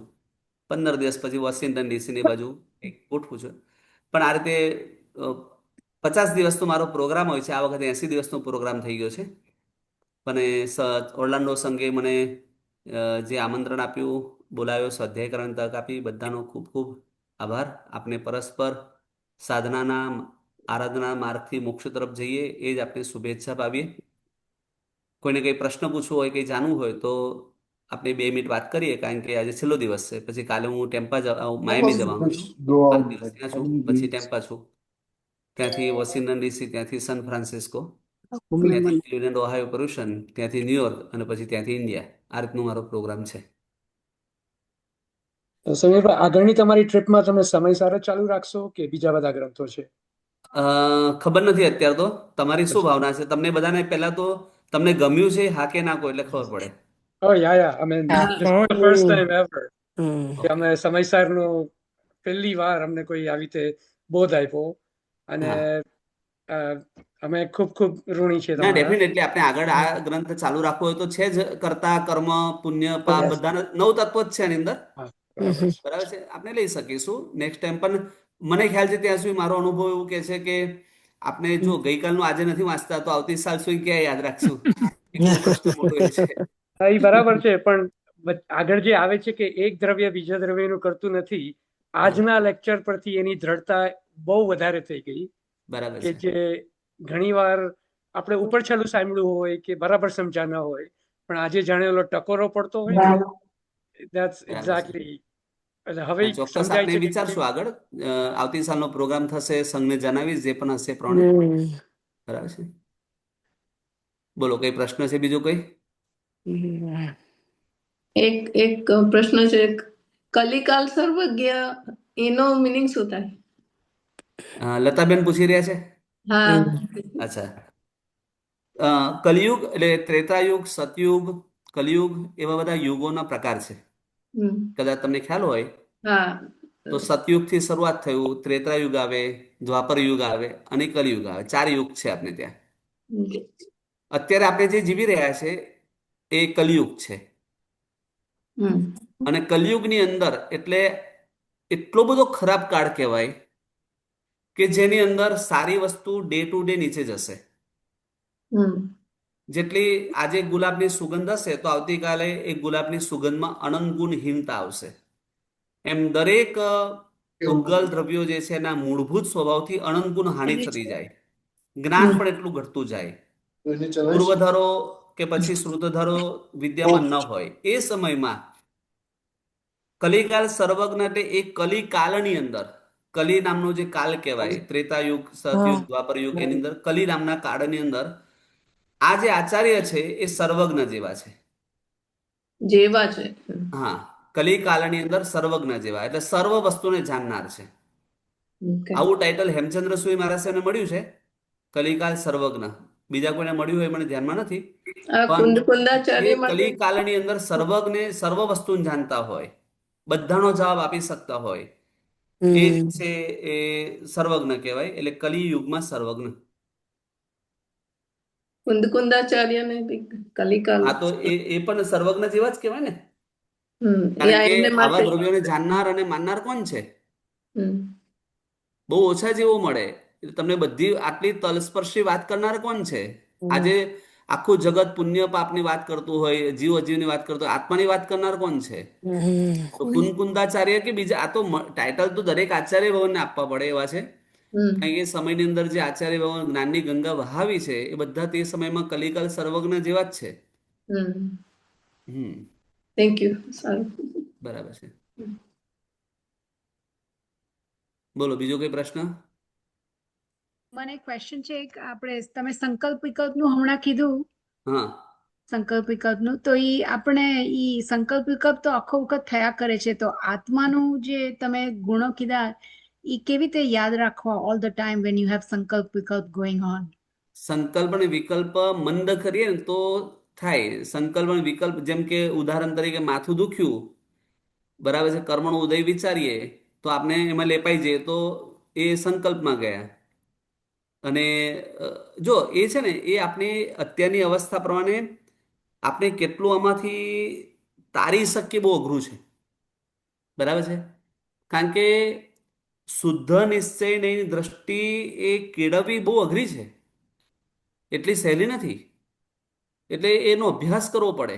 સાધકને ને યોગી પુરુષોને આ દ્રષ્ટિ આવી શકે. આપણે તો બહુ દૂર છે આનાથી, આપણે તો સમજવા પ્રયત્ન કરીએ છીએ આને. ખ્યાલ આવે કે ના? એટલે આર્ત ધ્યાન એનાથી ભરેલું આખું અત્યારનું જગત છે. શાસ્ત્રકાર પણ કહે છે કે ધર્મ ધ્યાન અત્યારે દુષ્કર છે. પાંચમા આરાની અંદર ધર્મ ધ્યાન આવવું મુશ્કેલ છે. આજ્ઞા વિચય, વિપાક વિચય, સંસ્થાન વિચય, એવા પ્રકારનું ધર્મ ધ્યાન જે છે અત્યારે પોસિબલ નથી. બરાબર છે, બહુ જ અઘરું છે. એમ નથી પોસિબલ ઇન સેન્સ અઘરું છે. તો એની અંદર જે કસાયની કાલીમાં છે ને એને મંદ કરવાનો પ્રયત્ન કરવો પડે. એ જ આપણું અત્યારે શું કહેવાય ધ્યેય રાખીને એના તરફ આગળ વધવું પડે એવું છે. બાકી શુદ્ધ નિશ્ચયને સમજવો એ જ દુષ્કર છે, પામવો તો એનાથી વધારે દુષ્કર છે. ખ્યાલ આવે ને? બહુ બરાબર સરસ છે. તમારા લેક્ચર્સ છે. Thank you so much. બોલો બીજો કઈ પ્રશ્ન? સમીરભાઈ, હાજી. સંકલ્પ અને વિકલ્પ જરાક ક્લેરિફિકેશન કરશો? સંકલ્પમાં શું છે? દ્રવ્ય કર્મ, નો કર્મ અને ભાવ કર્મ જે છે ને એમાં સતત વિચારણા ચાલ્યા કરે. જેમ કે રાગાદી પરિણામ ક્રોધ આવી ગયો, ક્રોધ સ્વરૂપ, માન સ્વરૂપ, માયા સ્વરૂપ, એ ભાવ કર્મ છે. પછી દ્રવ્ય કર્મ, જ્ઞાનાવરણીય કર્મનો ક્ષયોપસમ, ઉદય, એમાં લેપાતો જીવ, અસાતા વેદનીય કર્મનો ઉદય, એમાં લેપાતો જીવ, દુઃખી થતો જીવ, એ બધા જે છે સંકલ્પ કહેવાય. બરાબર છે. અને જ્ઞેય જે છે એની અંદર ભેદ કરવા જ્ઞાનના, એને વિકલ્પ કહેવાશે. એ સંકલ્પ અને વિકલ્પથી રહિત સ્થિર થઈ જાય આત્મ સ્વભાવમાં, ત્યારે સંકલ્પ અને વિકલ્પ હોતા નથી. અને એ જે છે સ્થિર સમુદ્ર જેવા મુનિ ભગવાનને શક્ય છે. જ્ઞાનસારમાં એવું લખ્યું છે. એટલે આપના માટે કેટલું શક્ય છે એ વિચારવું પડે. પણ અભ્યાસ સ્વરૂપે વસ્તુને માન્યતા આપી છે યોગ વિંસિકામાં કે તમે અભ્યાસ કરો એટલા અંશે, જેટલા અંશે તમે સંકલ્પ વિકલ્પથી રહિત છો એટલા અંશે તમે શુદ્ધ નહીમાં છો. એ અવસ્થામાં જ્યારે પ્રવેશ કરીએ ત્યારે, એટલે સંકલ્પનો અર્થ થયો કે દ્રવ્ય કર્મ, નો કર્મ અને ભાવ કર્મ, આ ત્રણેયની અંદર કલ્પના કર્યા કરવાની, વિચારણા ચાલ્યા કરવાની, એ સંકલ્પ. અને જે જ્ઞેય જાણવા યોગ્ય પદાર્થો છે એમાં જ્ઞાન જે છે એના ભેદો કર્યા કરવા, એ વિકલ્પ કહેવાશે. તો શુદ્ધની અંદર સંકલ્પ વિકલ્પ હોતો નથી, ખાલી પ્રકાશ સ્વરૂપ હોય છે. વ્યવહાર એમાં હોઈ શકે, હોય જ.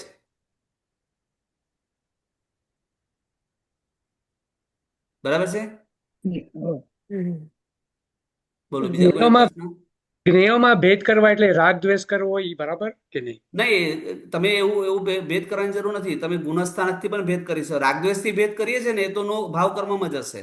ઓ અચ્છા, ઓકે, હા, અને એમાં એ રીતે કરશો તો એ કઈ ના નથી. સ્વની અનુભૂતિ રાગદ્વેષ વાળી છે, અનુભૂતિ કરીએ તો સંકલ્પ થયો. અચ્છા, પરની અંદર એવા ભેદો કરીએ છીએ તો વિકલ્પ થયો. ઠીક છે, ઓકે ઓકે, સમજાઈ ગયું. રાઈટ. બરાબર છે. ચાલો બીજો કઈ પ્રશ્ન? રાજેન્દ્રભાઈ? હા, બસ ખૂબ મજા આવી. અમને અહીંયા એટલાન્ટામાં બી આપનો લાભ મળ્યો, ઓર્લેન્ડોમાં બી આ સમયસારનો લાભ મળ્યો. આપની ખૂબ ખૂબ અનુમોદના. અને આ જ રીતે આપણે પાછા મળતા રહેશું. Thank you. વિતરાગ પરમાત્માની આજ્ઞા વિરુદ્ધ, આચાર્ય ભવન કુંકુંદાચાર્યની આશયની વિરુદ્ધ, કેવલી પરમાત્માના આશયની વિરુદ્ધ, શાસ્ત્ર એના આશયની વિરુદ્ધ કંઈ પણ પ્રકારનું મન વચન કાયાથી બોલાયું હોય તો ત્રિવિધિ મિચ્છામિ દુક્કડમ. બધા આપણે સાથે બોલીશું. સર્વમંગલમાંગલ્યમ સર્વકલ્યાણકારણમ પ્રદામ પ્રદાનમ સર્વધર્માનામ જૈનમ જયતિ શાસનમ. શાસનમ. બોલો શ્રી મહાવીર સ્વામી ભગવાન સ્વામી કી જય. ભગવાન એક વસ્તુ કેવી છે, જો કોઈને આમના માયામીમાં જે લેક્ચર છે એ પાર્શ્વનાથ પ્રભુના જીવન ચરિત્ર વિશે છે, તો ઓર્લેન્ડોના કોઈ બી મેમ્બરને જોઈન થવું હોય તો હું આપને લિંક મોકલી આપીશ, તો મને જરા જણાવજો. ઓકે, ચાલો બીજું કઈ છે ને પ્રશ્ન? હવે ના બસ. આપણે છૂટા પડીએ છીએ. ભવિષ્યમાં પાછા આપણે મળીશું એ આશા સાથે. તમને બધાને ભાવભરી વંદના. જય જિનેન્દ્ર. જય જિનેન્દ્ર. પ્રણામ, જય પ્રણામ. જિનેન્દ્ર. પ્રણામ. પ્રણામ સમીરભાઈ. હાજી પ્રણામ. પ્રણામ પ્રણામ જય સમીરભાઈ. જિનેન્દ્ર. પ્રણામ સમીરભાઈ. પ્રણામ. જય જિનેન્દ્ર. પ્રણામ. પ્રણામ. જય જિનેન્દ્ર. જય જિનેન્દ્ર.